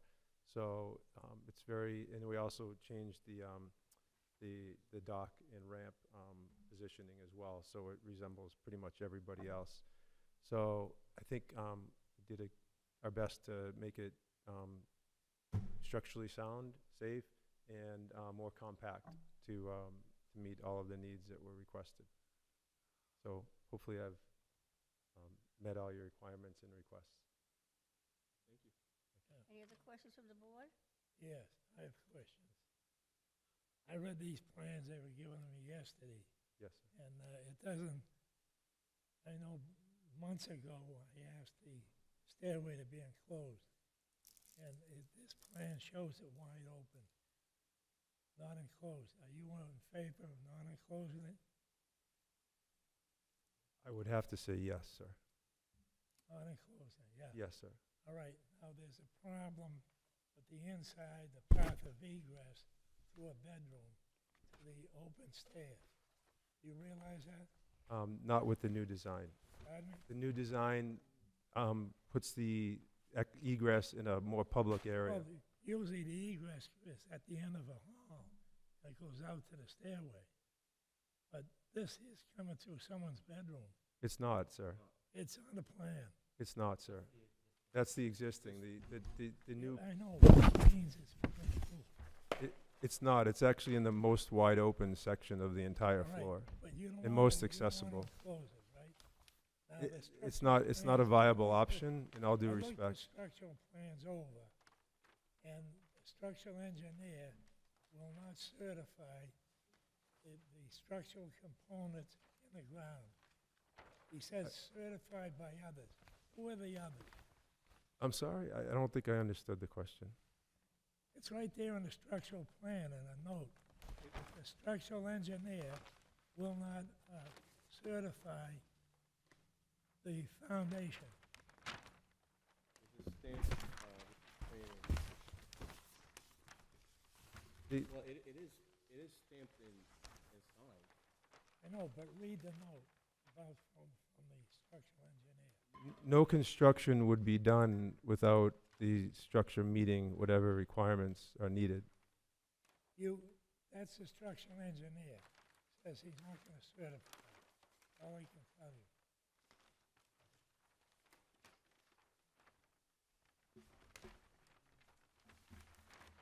You know, what do people do in the middle of the winter? It's ice and snow and coming down the ice-covered stairs and the railings are ice-covered. You Sir, tell me what they in all due respect, This is New it's an England. outdoor deck. It's an Pardon me? it's an outdoor deck. This isn't an addition to the home. It's an outdoor deck. I read the plan. Okay. I know. But I'm not aware of any Construction outdoor of my decks life. that You're not require enclosed. You're not listening to me. Okay. I don't know. Tell you, I'm not in favor went of through that. this before. I did exactly what was asked, and I don't really No, you didn't. feel that it's What is he- productive. I can't hear him from here. What is he asking you for? He's asking for an enclosed. An enclosed outdoor staircase for a deck. It's not required by code. And Right, it's not. It's like only 3 feet, right? yeah. And it would be ridiculous. And it would be top-heavy. It would be unsightly and excessively heavy, not to mention exorbitantly expensive. It'd be pointless with a waterfront view. Yeah, it I wouldn't. think your neighbors would be upset that it's blocking the view. Yeah. Feet of So I mean, physical structure. I understand your concern around safety, sir, but I don't think it's practical in this situation. You're talking to me? Yes, Or 'cause who? you're the one who posed the question about this. What? I didn't hear No, I you. said I don't think it's practical in this situation to propose It isn't enclosing out. practical for me, I'll tell you right now, I'm not gonna support it. Okay, well, I appreciate your opinion. Thank you. There's nothing else I can do, I'm sorry. Do you have any questions? No, I think it's good. Thank you. If you're following code, you have to egress out of a public space, that's good. Thank you.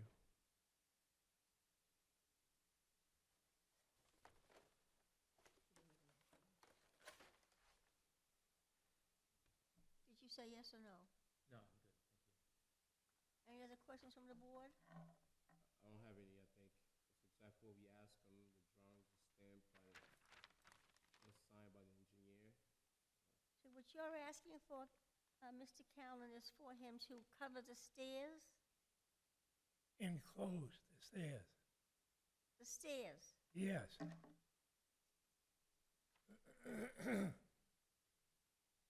gonna go down those stairs in the winter to go out on the deck. You have a second means of egress within the house? Yes, sir. You do? Yes. Yeah. I never vote for open stairs, uncovered, so I'm not gonna start right now. Tell you. Okay. It's not in the best interest of the public safety for the city. Okay. But it's not a necessary thing. I understand. What is the wish of the board? Oh, Well, Motion to deny. You all on? well, we already did that one time. You wanna do it again? I think he just made a motion to deny, and Anyone else here wanna speak in favor of this petition? Anyone in favor?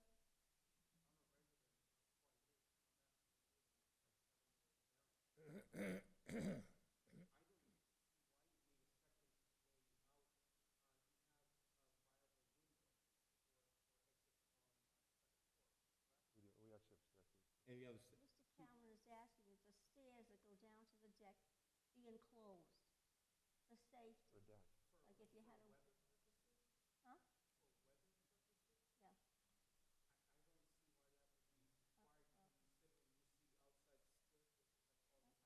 I understand.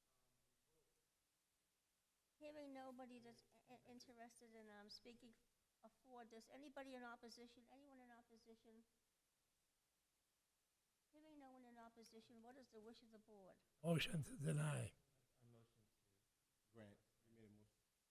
What? Well, we have to vote on deny, and then we can vote on your grant. He made a motion to deny, Correct. and And he's making a motion to approve. you're making a motion to approve? So yeah, so there'll be two votes. We need a second on the motion to deny.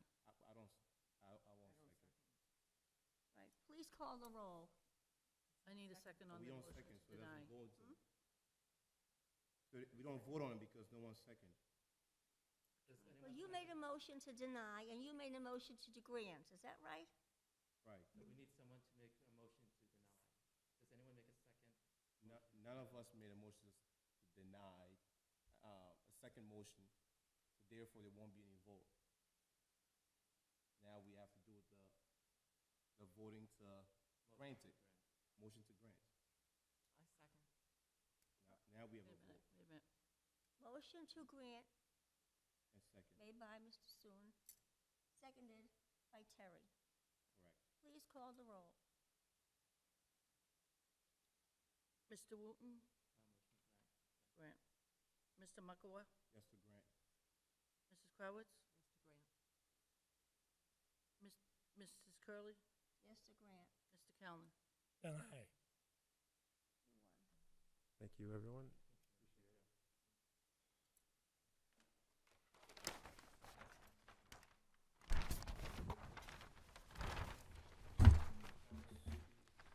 Here, you might as well take these, I don't need them. I got a house full of these.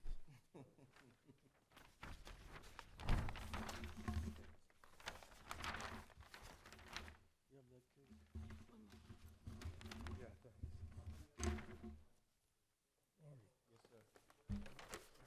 We have 9974 left? Yeah, I got 105 Newhall right in front of me. So. 9974, and we have 9974. We're doing that? 74 and 76. Here's my agenda. Just want to make sure I wasn't back off. Okay, next case. 105 Newhall Street, case number 9976.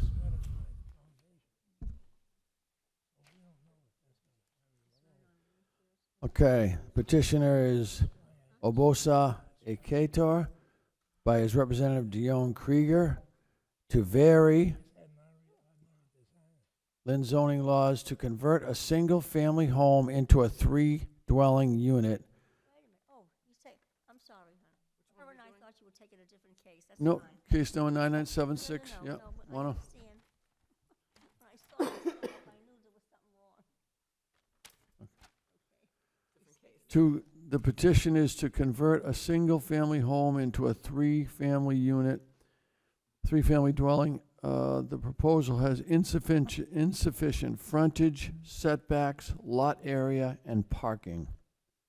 Let's see, Mr. Yes, my name is Dion Krieger. I'm from Excel Design, representing Mr. He's the owner, and right now he's just for the record, he's a landlord in the city of Lynn already with the 4 units, 4 properties there. So a little bit, for having me. This is my first time here. Came here when I was 19 years old. Originally from Nigeria. So at 19 years old, I came to Lynn, right around Autumn Street. I've lived in pretty much Lynn. I moved out of Lynn, I would say about maybe like 6 years ago. Me and my partner, we own a bunch of like rental properties. We own Park Street, a couple of houses on SS Street, Adams Street, Hamilton Street. All our properties are all rental properties. Not by choices. It's either Hispanics, Africans, or blacks. That we're not. It's not by choices. So everything we've had, everything we've bought, everything I've bought has been pretty much. We haven't let anybody out of any house. We haven't taken a house over and sent anybody away. We've actually bought houses and have the house be kept. The residents that live there, they continue living there, paying their rent, and we do all the updates that we've been doing. So when this particular one came up, actually, it's funny when the agent that sold it for me, she's actually here. So when this came up, I looked at it. I saw the potential in that area right there on New Hall. I was actually the day I was supposed to go do my purchase and sell. There was actually shooting right across the street, and I called him. I'm like, should I still go? But I told him that this place is a neighborhood that I like. It's a neighborhood that I would like to support. I own several businesses. I'm a construction manager. I own a security company. I also own a staffing agency that primarily deal with support nonprofit. So during the COVID, we did a lot of nonprofit staffing with companies out of Lynn, particularly Centerboard. So most of their houses, while they were losing staff, myself, my wife, and 30 of my staff, we were all going there. So we've been in Lynn. I've been in Lynn. My families have been in Lynn. Lynn also has a good population of Africans. So my proposed plan here, which he will talk about. The idea with this is that it's a single family, but we own a high-rise R5 district, and the way it's sitting right now, it's a neglected property. It's a single family. Yeah, it has a smaller lot, has no frontage, or we're short at about 8 feet or 7 feet on the frontage, but everybody else around has 8 units, 6 units, all big multifamilies, and with similar lot size and less parking. So when he acquired the property, we try to resolve the parking problem, because right now the house was built in 1870, and it by rights has no parking at all. So we're trying to resolve the parking situation to get the cars out of the street. And then we came up with 3 parking spots in the back. And so by looking at the zoning, I understand if the property's been built prior 19, I forgot the date, but so since it's been built in 1970, and we are proposing 3 family, because we can comply with the law of 2 more units, 1.5 car per unit, so it becomes 3 parking. So we know parking is an issue with the city, so we try to resolve the parking. And right now we kind of can accommodate 3 parking for the 3 potential unit, 2 more that we are asking. And so what we asking is not a parking variance on the quantity, I guess. It's more like a dimensions of the parking lot, because if I have smaller plot plans, or I don't know if I should give it to you guys. We have a landscape design and everything, so we can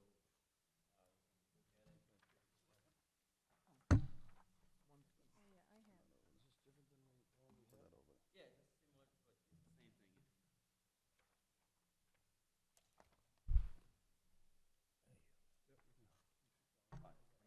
So I wasn't sure if I had a copy, but the thing is, if you look at the parking lot situation, is we comply with the 12 foot in the front, But as it goes back, we have the build is kind of a crooked, and it narrows down to 10 feet.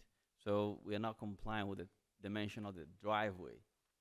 And also the rear, the lot line, we are parking right against the lot line, which is better for the maneuver and also keep some landscaping in the back. So in essence, we are asking for, as far as parking, variance on dimensions, not the quantity of parking, based on the zoning code. And we understand that parking is a big deal, so. Can I ask a question about Sure. this? So what I'm looking at, Mhm. son, can you get that straight on picture of it? I mean, so you're talking about, you have all this space to the left of you here? Yeah. So right now, yeah, that see.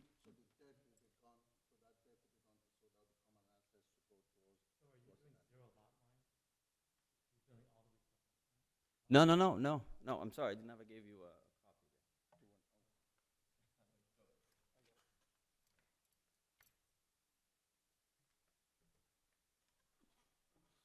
So what was your question again, sir? So where is the property line now, where that fence is? Yeah, literally, it's where the fence is. Yeah. So we're proposing stay away, kind of a drive closer to the other property and have some landscape against the house, so we can drive by straight and have the 12 feet in front. In essence, we're resolving the issue that right now the house has no parking at all. So Right, we're but you still don't meet the requirement parking. Yes, you're asking for dimension, a relief from the dimensions. You still need 1.5. Five parking spots. Yeah. Based on the ordinance, I'm correct if I'm wrong, if the house has been granted or been there since 1870 and it has no park since then, How much percentage of work you're doing in that space? You're pretty much, it's 100% of the work, right? Yep. If you're bringing everything up to code, you should really be bringing this up to code. but the parking? Well, yes. Well, again, if It will no longer apply because you're doing more than 90% of the work in this building. Plus, I mean, The interior, like, But if you- the interior as it is It's will still a stay, it's just parcel. the exterior. The exterior will be done by. but the ordinance states that for every unit you have 1.5 parking spaces. So if you have 3 units, you need 4.5 or 5 parking spaces. Yeah, but on the zoning, the ordinance is that there's a paragraph, I think, at pre-existing on 9.2 paragraph that says that we don't have to comply if the building's been there without parking. And even talked to the commissioner about it, the building inspector about it when I saw him. We have a letter. So it means that we have the house already one unit without a parking, and yeah, I talked to the commissioner or the building inspector before I apply, and he said, yeah, in essence, you are applying for 2 extra units. You have one that is granted without parking. So, in other words, we have existing condition, we had no parking, and we are applying for 2 extra ones. So we need to comply with 3 parking. Otherwise, will not let me go. He would just not even let me apply. You need 1.5. Yeah. No, you're a pre-existing grandfathered structure use right now. What you're proposing, you'll need a variance from that. So this board would have to Yes, agree to yes, less parking yes. spaces. Yeah, than but the 5 that you need. yeah. So in essence, before I apply, You still need 5. You need 5 altogether space. Unless you vary the zone ordinance and give them permission for less than 5. Yeah. Right. so, well, so you're here to ask for 5. You're not here to ask Well, for it's a- it- dimension relief. Well, you're here to ask for 3, I guess, right? yeah, no, we have 3. So if That's what I mean, you're asking for permission to only have 3. well, it's a. But not on that zone. That zone No, is it's per residential. unit. It's 1.5 per unit. Yeah. So you have 3 units, it's 4.5, which means 5. 5. Yeah. It was an interpretation that me and the building All right, inspector kind of. If we're wrong, you could always go to court on it. No, I'm not saying that. Anyway, so yeah, we are trying to accommodate the parking, and then we're not changing the structure.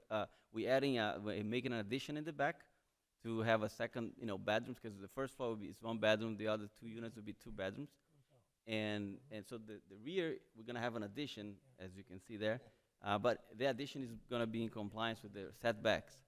The front is the one we're gonna proposing to add and square that up.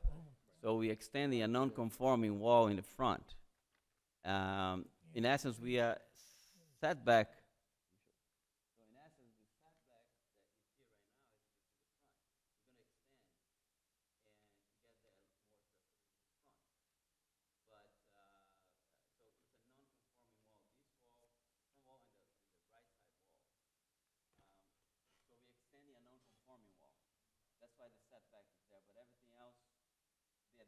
back is conforming. Okay. Yeah. See, that's fine, because your petition here is still on parking. Oh, yeah. It's on parking, it's on a lot of You're things. here for parking reasons. You certainly have chutzpah to come here, right? The area is so congested, I can't believe it. And have a single-family home, you want to make a three-family out of. I mean, what is this car here? It's just showing the way he maneuvers. How can he maneuver? Corner parking space? Do you expect this person to be able to get out of here? I think he's just showing that Is it's this jackable. is it? No, it's just Just showing showing it's how he jacked can up. maneuver. That's all. It's maneuverable. There's not enough room there to maneuver, let me tell you. That's just crazy. If I can just make a comment, I think, the history Why don't you come in for a two-family? Why does it have to be a three-family? We're open for your recommendation. Huh? the history, can I just make a comment, Gene? Our history. It's too congested to me for this. Okay, can I just make a Rick is comment? talking. Our history is to have concern for the neighborhood and the density in the neighborhood. Mhm. And historically, we do not approve anything, any extending, any increasing units from 1 to 2, or 1 to 3, or 2 to 3. Oh. We just feel it's our responsibility to protect the density of the neighborhood. So this is a very dense neighborhood, and so, Mhm. as Gene put it, it's a little bit surprising for us to see someone come in and actually propose to go from a 1 to a 3, and there's so many variances there. I certainly admire the entrepreneurial spirit, to invest and, and grow, financially and so forth, and provide more housing and so forth. But I think that the density issue is a really important one for you to get over, and it's just not, for me anyways, it's not gonna happen in that neighborhood. Are you, It's also tough. It's like single family. How do you distinguish all these residents who want their single families become a three family? Right, How do you we- set a precedent, yeah. It's really hard for us Really can't. I mean, if you look at, understand, if you figure look out. at the area right now, this is probably one of the only single family around there. Every single house is. Yeah. No, right, I think that's That exactly makes it what we're worse. trying to say. Yeah. You know, maybe, That makes it worse. You're making our point like that, you know what I mean? Because we don't wanna have more threes, it just brings more people, more can I make a density. suggestion for you guys? Mr. Chairman, can I say something? Can you maybe withdraw it, go back to the drawing board, come back with a better plans, because I think I'm getting the feeling that this is not gonna work. I don't But when you say a better plan, meaning Reduce the size of the I don't project. even see a two-family flying there myself, but try it, and it's expensive for you to come here. I hate to see you come here, and Right. these plans are expensive, and Too big a it's just, Do we have two means of egress? I haven't been able to check out this. no, because it's a one egress, the size restriction. We're gonna sprinkle the house, so there is this building code that you travel, path of travel. So as long as we sprinkle, we only need one. there's only one means of egress? Yes, by building code, if we have a certain distance from the, so we apply. Point A to If point they're B. sprinkling, I don't think they need it. Yeah. We're planning, I we're gonna wouldn't have to do wanna it. live there. No. I mean, even if you get it sprinkled, you could still have Boss, get caught. two-family. To family, yeah, it's okay. Well, like I said, he acquired the property as a lien investor and landlord, and with approaching to, like I said, with the spirit of entrepreneur to get the best use out of the property. If it can be done, it can be done. We try it to family, Come on, I applaud you for investing in I Lynn. wouldn't try myself. I think it's a very worthwhile community, obviously, because I've invested in Lynn. I think a two-family would be better suited to this particular place, and even then, I'm not even sure. I don't think anything. Yeah. It just sets a precedent. But I mean, but I couldn't park anywhere near there. But and the thing there's is- nobody living there now. At some point, maybe she can say something about it. This was illegal. I think what attracted me, part of her selling it was one time it was a legal two-family. But Yeah, we has don't even lost want it to right hear here. about that, but I'm just saying, I think if you're willing to say, you're willing to accept a two-family, we can make that Yeah, decision today yeah. for you guys. Yeah, so just to make it, I don't yeah. need to hear what Yeah. happened Yeah, before, we're willing that to- we're talking about. So just to clarify, then a two-family, if we're providing 3 parking, then it's just we're in compliance with the 1.5 parking. So just because I see that parking is a big issue, and so yeah, density. But then if density for parking, if we comply with parking, then we kind of minimize the density. It's also very hard push to figure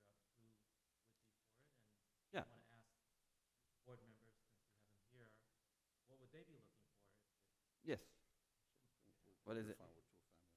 Yeah. Simple. So what would be the biggest concern if I apply for two-family? I know that we're providing parking and, Increasing density of the neighborhood, I wouldn't support it. It's a very dense neighborhood, it doesn't need extra units in it.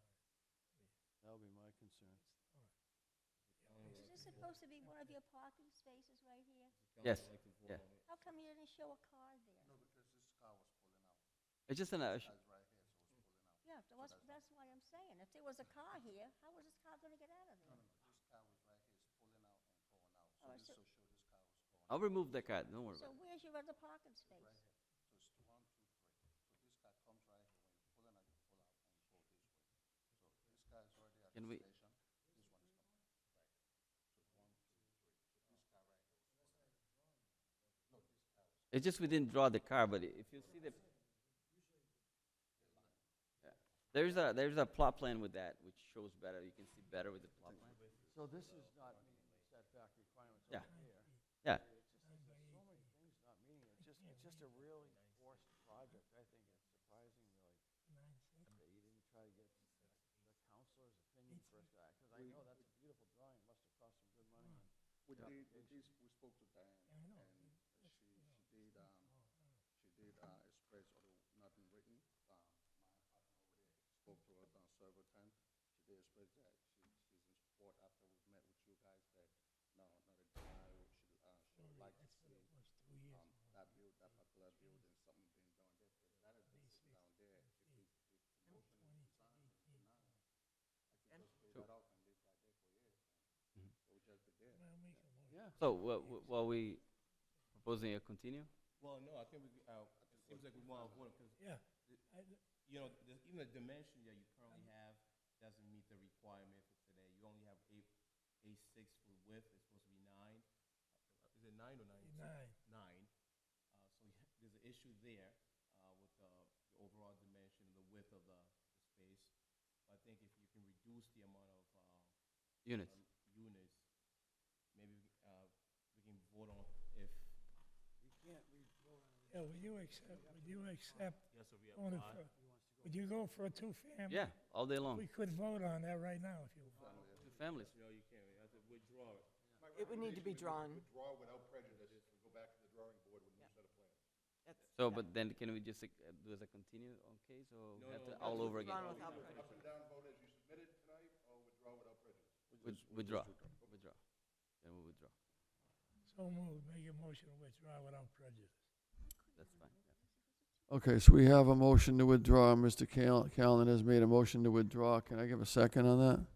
I'll second it. Okay, Mr. Marco has seconded that. So Mary, a motion to withdraw without prejudice. Mary, can you call the roll, please? Mr. Makwa? Yes, Mrs. Krawitz? Yes, to withdraw without prejudice. Mrs. Curley? Yes, to draw without prejudice. Mr. Callen? Yes, withdraw without prejudice. Mr. Wood? Yes. Okay, thank you. Thank you guys for your input. Thank you Yes. very much. And then take care of the parking. Yes, thank you. Reduce it to 1. Okay, so. Thank you. Yep. This more for me? Yeah, I don't need it. I've decided not to keep anything like that anymore. Well, that's what I'm next to you.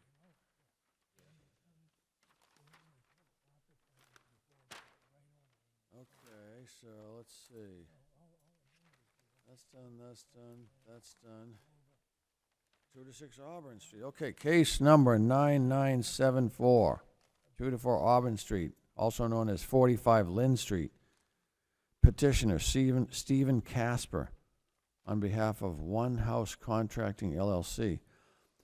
The petition is to vary the provisions of the City of Lynn zoning ordinance to allow a kitchen bath showroom in the existing storefront at 2 to 4 Auburn Street or 45 Linfield Street in an R2 district where such a retail use is not allowed as a matter of right. Thank you, Mr. Casper, for A long way. Okay, you're welcome. It's our house, by the way, not One House, just for the record.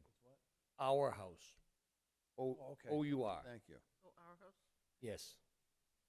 Oh, Oh, I see, we have one, our house, okay, thank you. Oh, yeah, it does say one house. does, yeah. Okay, my name is Stephen Casper, and I'm attempting to purchase the building at 45 Linfield Street, 26 Auburn Street. The current owner is a carpet showroom sales and installation. We operate a kitchen and bath sales and installation business in Reading, Mass., and we want to open up a location in Lynn. And the current use is, well, we were told by the seller that it was a grandfathered use, but we're here in front of you asking for a use variance to operate a similar business at the same location. And I can answer any questions you might have. Do you intend to increase the footprint at all? No, It's no. all within I don't even own the building, but I'm trying to. Yeah. This is part of the process of, I think this is the wise way to proceed. Yeah. Get your ducks in a row first, you know. no, I haven't purchased it. I have a purchase and sale. This is one of the requirements that we get. I realized that he was selling, that's why I'm asking. Yeah, he is. Yeah. So we have a purchase and sale. We want to buy, he wants to sell. We applied for a use variance, and we're told to participate in this meeting here tonight, so that's why we're There here. was other place in North Reading? Reading. In Reading? Mm-hmm. Is that called the same thing? Yes, it is. It's a existing showroom for kitchen and bath remodeling services. So we sell cabinets. Was it just carpets? You used to sell carpets. Yeah, that's what they sell, carpets, yep. Sell carpets, okay. Are you gonna sell carpets? No, no carpets, just cabinets and countertops. Some flooring, though. We will sell tile and, So it's not a very big building. Do you have all your stock somewhere else? yes, it gets delivered. It's a 2,800 square foot building on an 8,000 square foot lot with 10 parking spaces. And with basically just offices and showrooms. We're a by appointment outfit, and the materials get delivered to the job sites. Yeah, we don't stock anything. We just have displays. It's currently zoned as residential district, but they've had that existing business in there since 1980, I think it was. They've been selling carpets there for 30 years, and the two brothers, the Rapucci brothers, are retiring, and we want to take over the business location. Nice location, nice. Yeah, very nice. Great, okay, any other questions from the board? Is there anyone else who wants to speak in support of this petition?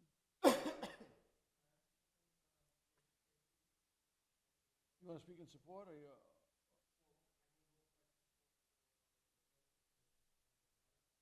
Okay, what's your question? Just come up so we can hear you, please. For my case, all right? So my name is William Willett. I am in a butter to the rear of Rapucci's at 48 Bachelor Street. I abut the parking lot. So my main concerns are the word of retail, you know, the factor that what retail and I am much in favor of something like him going into there. You know, my concern is like, does this open up that if he decided to sell like in 5 years, like could a corner store go into there, you know, or would the party have to come before the council to be to get a variance for that for them to change the use of it? As I said, they've been really great neighbors like to me for the last 28 years. Be a stipulation. Right. We do it. Right, and I understand that there's going to be some type of mill work done because you are going to have a small shop in there. Sure. Well, I'm not against. Well, we buy cabinets in a box. Right, we get ours from another vendor in, I forget what city, Ocean. We don't make them. Right, but again, like my worry's not about having mill work done in there. My worry is that if mill work is done, that the doors be kept shut and that the decibel level not be beyond a certain point. You know, as I said, I'm not against. No, I understand. I can just being- show you what the showroom is gonna look like. Right, I don't care about the showroom. Stipulation that you I don't approve care the about the bar showroom. and you will, I really hope that everything works out well, etc. I'm not sure if you look like over the fence, but I have a moderately large yard, you know. And my main concern is that in the future, that the word retail, that if the business got transferred into another business, that they'd have to come before the board again to get a variance for another use That's fair. of the property. That's fair. And again, I'm not opposed to having mill work done in there, you know. That one, yeah. Just that if mill work is done, that it's done during business hours from 8 to 6, doors shut, and that not a overwhelming amount of noise. That's pretty the only reason why I came. Lamont that question. I'm sorry? No, I'm speaking to. Oh, okay. Ask him. His thing is if he sells a business, so it Yeah, doesn't, we it said says put a retail, stipulation on and it, somebody else comes in, can it be a retail business, or they have to come before the board? Full stipulation. So that any future use needs to come before the board, so that it can be brought up again. Well, unless it was the same use. Oh, no, I don't mind. Different use would have to come before us, yeah. Right. We can do it because we did it with the flower Yeah. greenhouse thing by Union Hospital. We can do it. Right, I'm just worried about having a, Yeah, no, we'll take care of it. 7-Eleven opening up like Yazan at my back door. Yeah, no, we understand your That's concern. all he's All the stuff asking. coming over the If fence. some other business can come in without having to come before us, Yes. that's all. Yeah, thank you. Yeah, that's all. Can I go home now? Because I'm like real hungry. I've already been Yeah, on go 3 ahead. cases tonight. Come more often. Come more often. Okay. Anybody else want to speak in favor? No one else here to speak in favor. I'll close that portion of the hearing. Open the hearing to anyone wishing to speak in opposition. Is there anyone that wants to speak in opposition to this hearing? Anyone in opposition? Okay, hearing no one in opposition, what is the wish of the board? Motion to grant. We have a motion to grant from Mrs. Curley, second by Mr. Callen. Mary, will you call the roll? Can I put a stipulation on it? Oh, yes, I'm sorry, we have a stipulation. Stipulation that any Different, future retail use by another owner would need to come before the board. any different Any future different retail, yeah, retail yeah. use. It was the same, someone took over the same business, that would be Yeah, acceptable, it but would be grandfathered. any different, any, Close the door if they're doing no work Well, I don't know if we can during enforce that. operation hours. yeah.